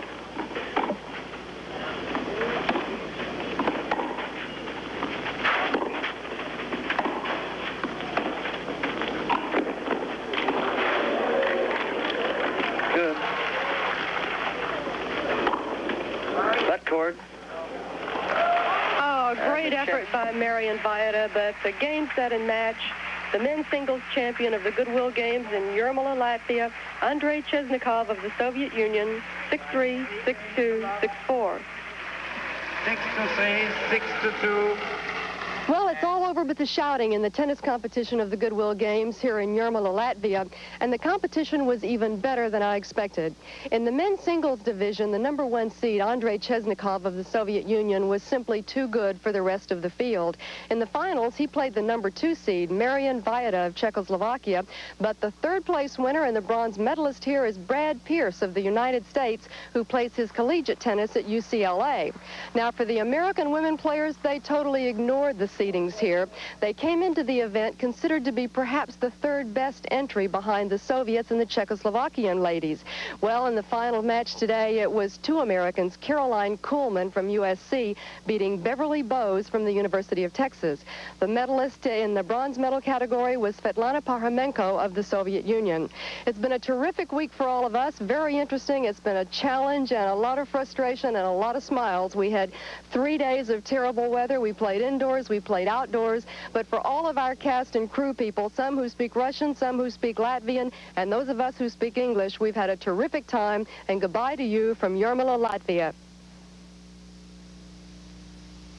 We've dubbed Jurmala and the tennis complex up there the Wrigley Field of Soviet tennis. It's like trying to get in a doubleheader baseball game in early April in Chicago. They've had wind and rain and everything but snow, it seems. They had to go from indoors. They had to go outdoors to indoors. And then once they got indoors, they didn't have lights. And in this part of the country, it's only dark a couple of hours in 24-hour period. And they had games, yes, halted because of darkness. So everything was very difficult for the tennis venue. They have concluded some exciting competition. And the difficulties continued even at the awards ceremonies. As you'll take a look at the gold medal ceremonies and watch the anthem here, they had lighting problems once again, and that has to be very late at night when you're watching this.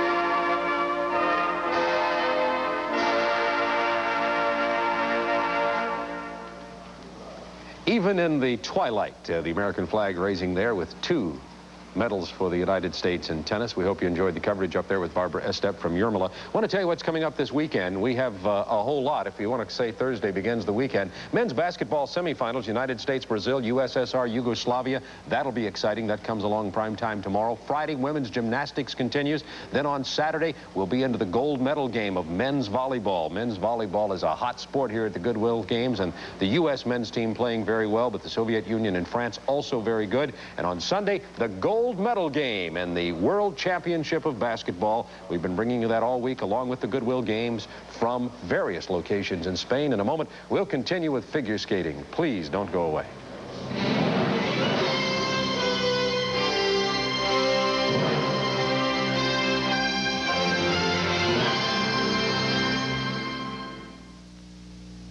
Skating has been even more spectacular than we had anticipated. One of those that's been stunning the audience is Brian Boitano, the 1986 world champion in men's singles. Brian Boitano is originally from Richfield, New Jersey, and at the age of 22 now lives in Sunnyvale, California.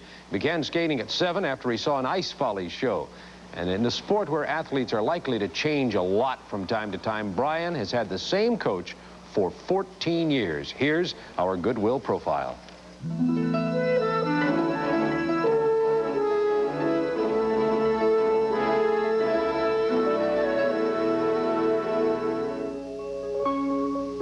If someone were to tell me that my skating career had to be over, I think I would feel a sense of loss, because I think once you've reached a level that you're proud of and happy with and you're successful at it, you get a feeling inside yourself like, I'm not going to let anybody take this away from me.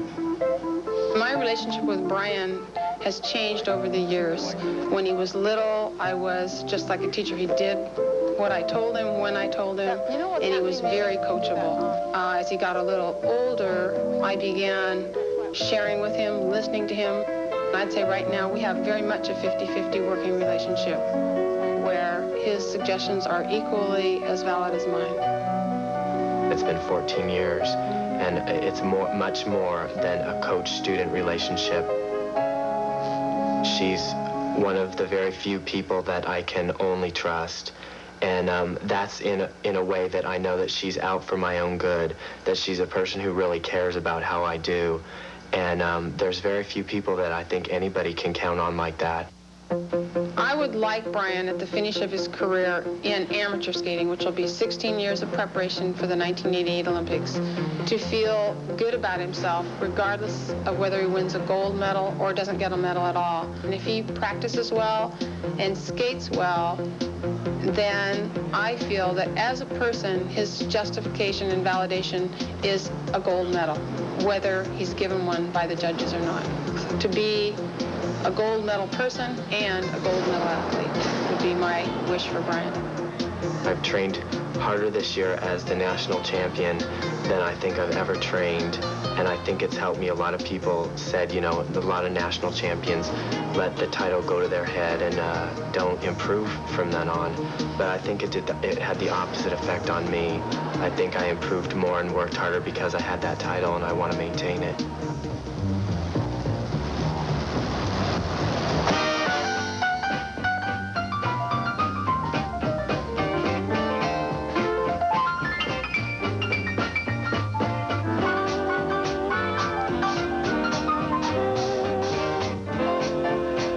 That's probably the biggest rush of your life, is when everything clicks and everything's just on, and it happens so rare. But when the audience is on their feet after a performance like that, and you just feel so good about yourself, there's nothing that can compare to it, nothing.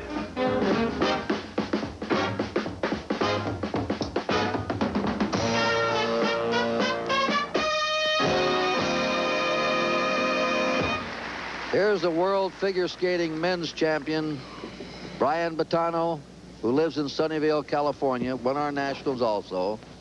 He was third in the world in '85, and he jumped up to win it this year.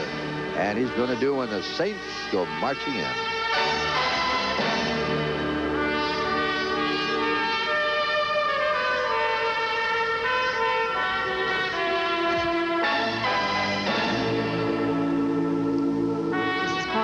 Triple Lutz, it sure was. Look at the control he has on that landing. That's really showing everyone that he is very confident on that jump. Very difficult.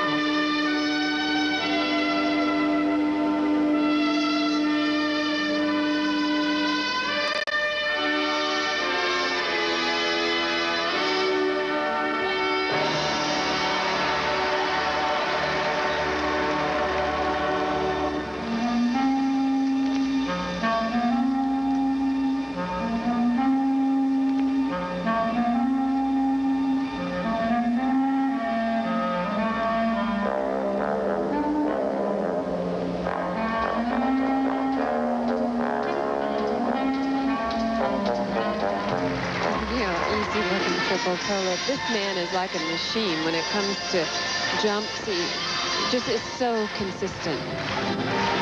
That's why he's the world champion, too.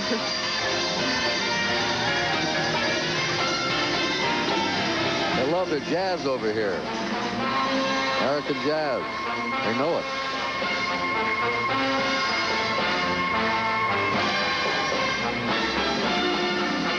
He says training is his favorite part of skating.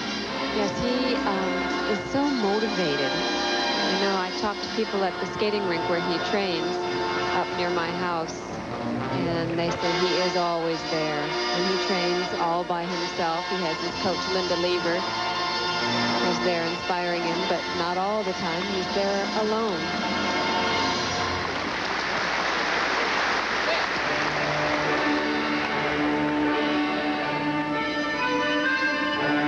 Now he's doing a Russian folk dance.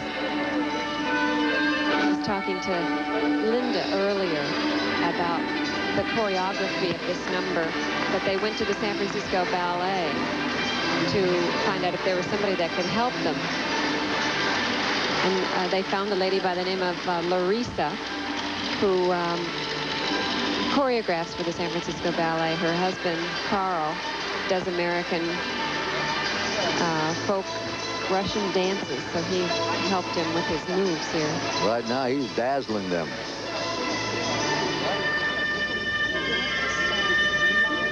American jazz selection and a Russian folk dance. The world champion, Brian Boitano.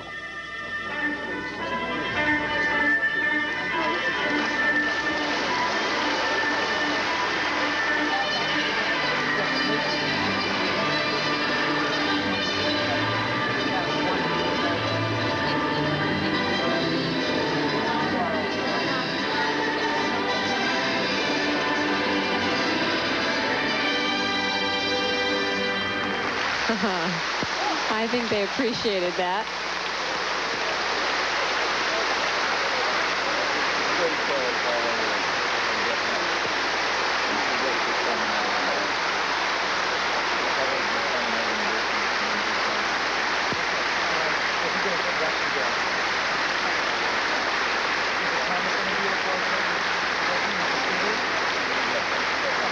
Listen. We know what that means. He's going to have to come out and do it again. Brian Boitano loves bicycling. Says the sport employs the same muscles as crossovers on the ice. And as we said about Debi Thomas, of course, Brian's goal, the gold medal, the Winter Olympics, 1988. I think he's going to do a jailhouse rock number by Elvis Presley.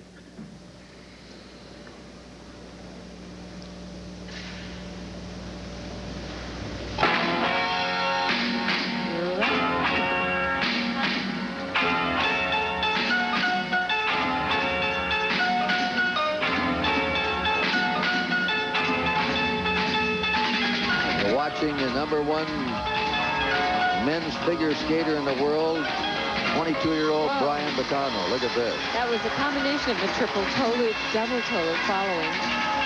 Very difficult. Right on with a jailhouse rock by Elvis Presley. Our national champion and the world champion.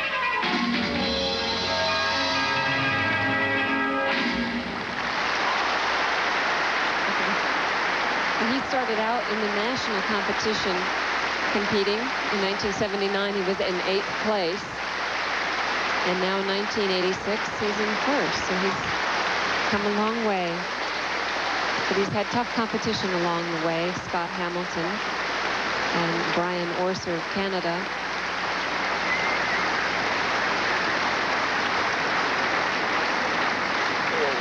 He and Debi and Tiiffany Chin really put on some great performances here tonight. They wanted to truly entertain not only the Soviet figure skating fans, but people who gathered here for the Goodwill game.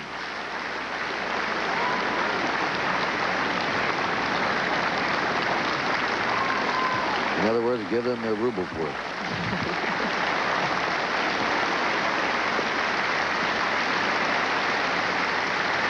A little goodbye.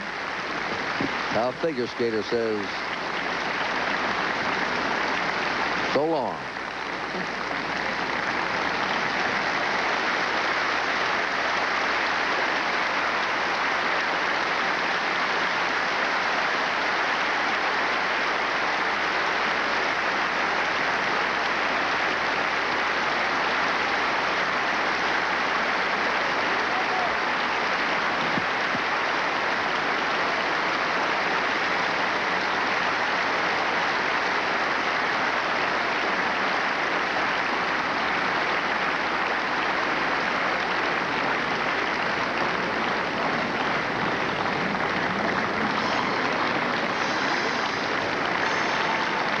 Boitano put on such a dazzling show, and Peter Carruthers is going to talk to him about it. Well, Brian, the skating is almost over here at the Goodwill Games. Is there any impressions that you'll go home with that you didn't come here with? I think the impression of how good the audience would be at the Goodwill Games.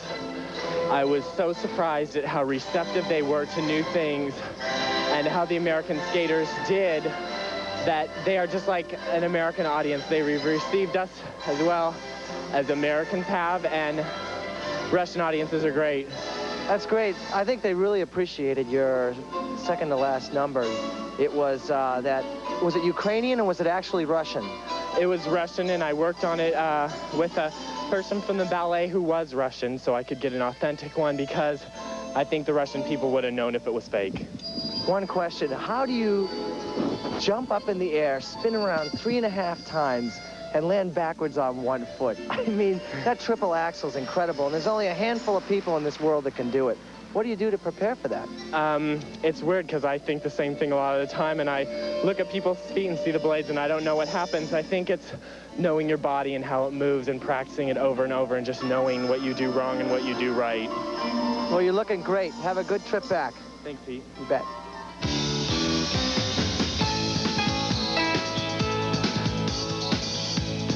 We'll return with champion pairs of 1986, Katerina Gordeeva and Sergei Grikov of the Soviet Union. Listen to this song. It's 2 or 3 times we've heard it tonight. It's so Fly, pretty. doves, fly. She looks like a little dove, Kurt. What a beautiful song this is. Oh, I get chills.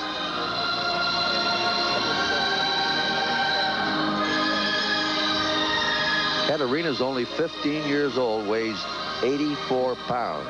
And he weighs 164 pounds. I don't think he has too much trouble lifting her. There's an overhead, one hand. Beautiful.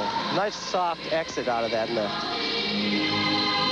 Now, the Soviets would criticize, tell me if I'm right, Peter, for bringing these little girls in with their much bigger partners and sort of handling them like puppets. It didn't seem fair. That's true. They called it the Mutt and Jeff syndrome, actually.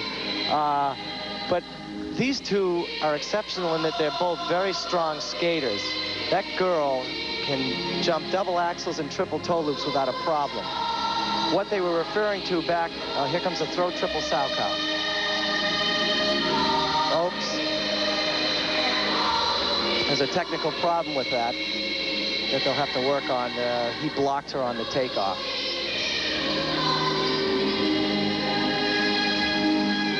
Split triple twist.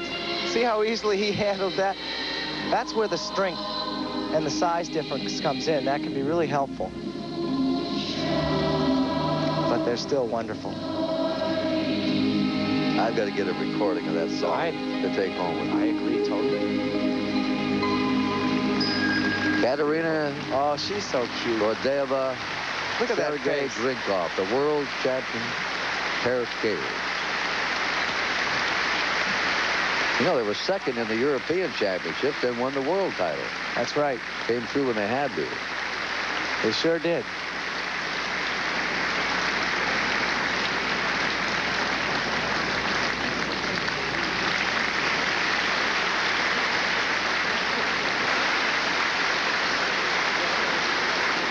You know, Peggy, the styles of figure skating have changed over the years. Can you give us maybe a brief description of some of the skaters, the figures who have changed the look of figure skating. Jackson Haynes was called the American Skating King. There was no doubt he was the founder of modern figure skating with his sense of music, drama, and attention to the body's line. Sonia Henne, 1 in a million, one of the first ladies to wear white skates, also the first to wear short skirts, which gave more freedom to move. She was not a strong jumper, but an outstanding spinner. She pioneered the ice show as we know it today. Werner Grobley of Frickin' Frack brought comedy to the ice. It was Grobley who inspired Debi Thomas to start skating. Tenley Albright, the first U.S. woman to win an Olympic gold medal in figure skating, with a blend of strong, effortless jumps with the airy elegance that seemed to float over the ice.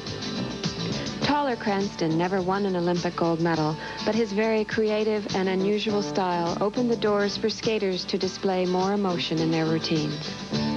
Dorothy Hamill, she brought a fresh, all-American girl-next-door look to skating.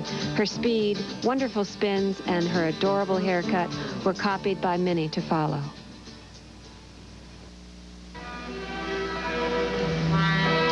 You're looking at Natalia Veseminova, Andre Buchan, the world ice dancing champions, silver medalists in the '84 Olympics, favorites probably in '88. They just won the world title and the European Championship for the second year in a row.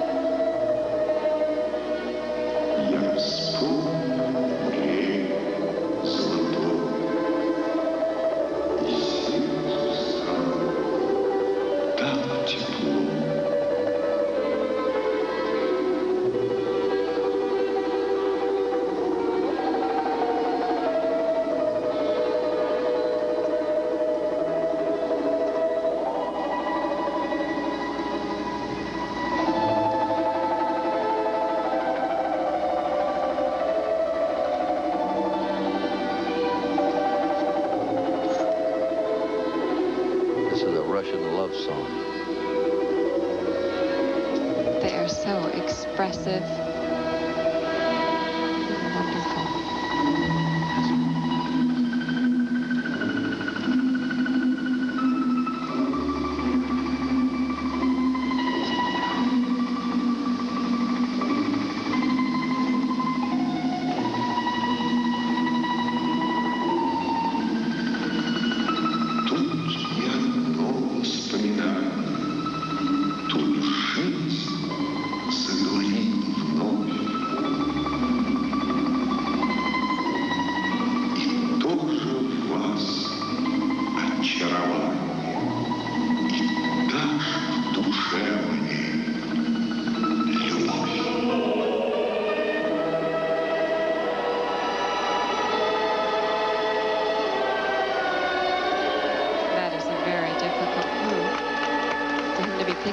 And then holding her in that position, one leg.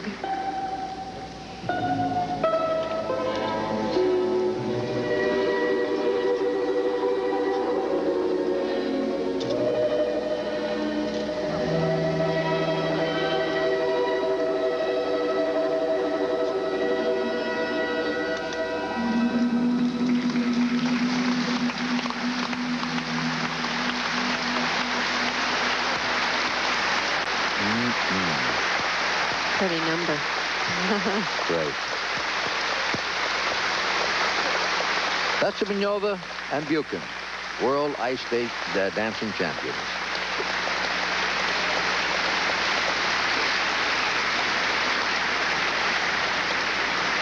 She is 26, he is 29. They're quite an impressive couple out on the ice because of them being so tall. She's 5'7" and he's, let me see, about 6'1". You're watching the Goodwill Games from the Soviet Union, Moscow.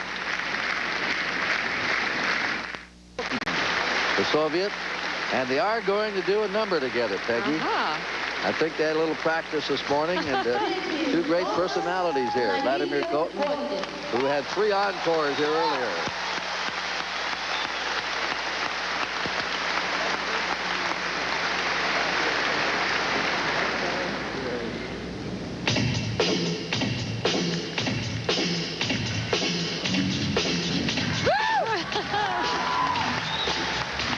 Soviet and American.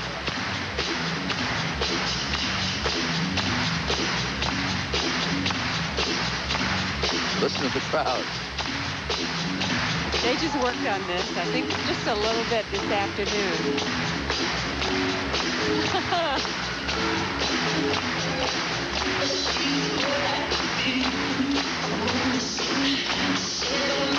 This is a perfect example of what the Goodwill games are all about.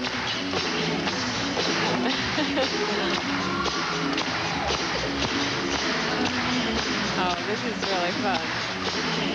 The whole audience is clapping in time to the music.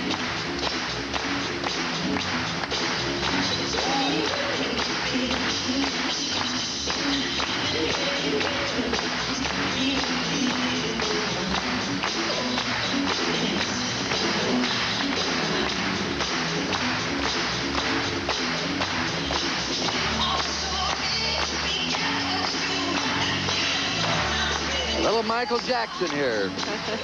Moscow with the world champion Debi Thomas and the great Soviet skater Vladimir Kotin.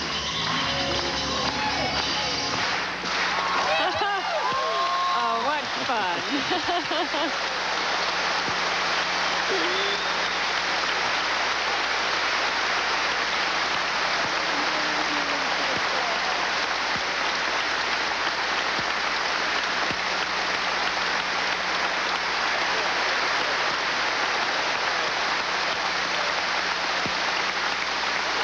No, it's surprising to me. So Now they're trading hats. Yeah. They appreciated the fun things tonight more than they did the serious things. Yes. They really got in with it. Oh, now they're moonwalking as they go off. They're so cool. Hey. What fun.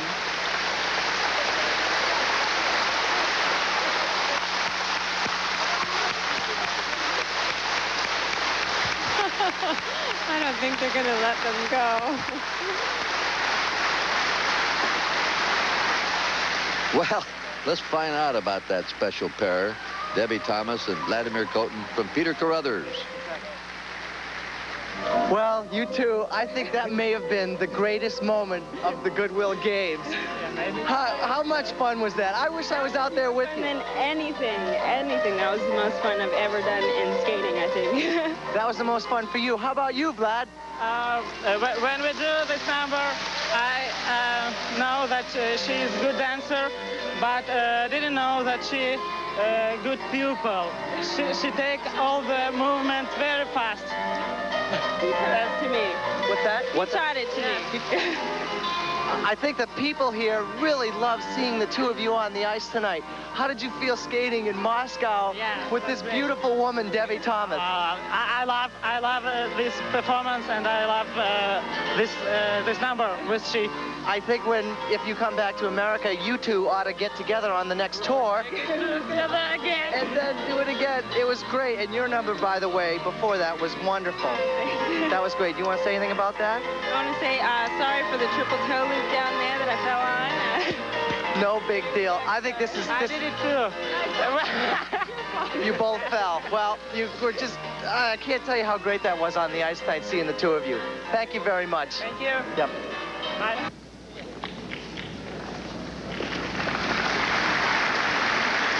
I need you to give me a good closing statement.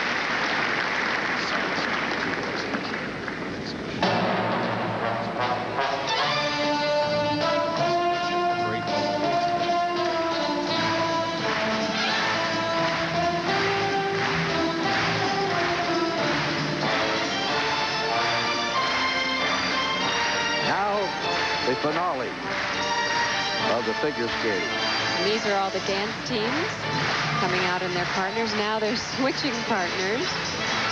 Now we have Soviets dancing with Americans.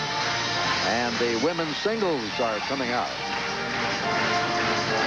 Soviet and American. Soviet and American. Four of them switching partners. And here are the women's singles, including the world champion in the gold, Debi Thomas. Now the men's singles.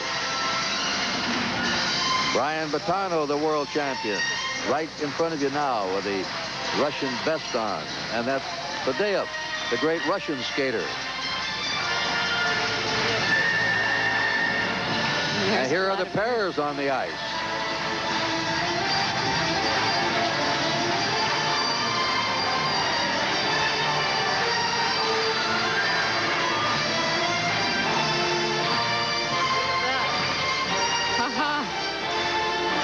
The pair teams were switching partners and doing a forward outside spiral. Oh, that's great.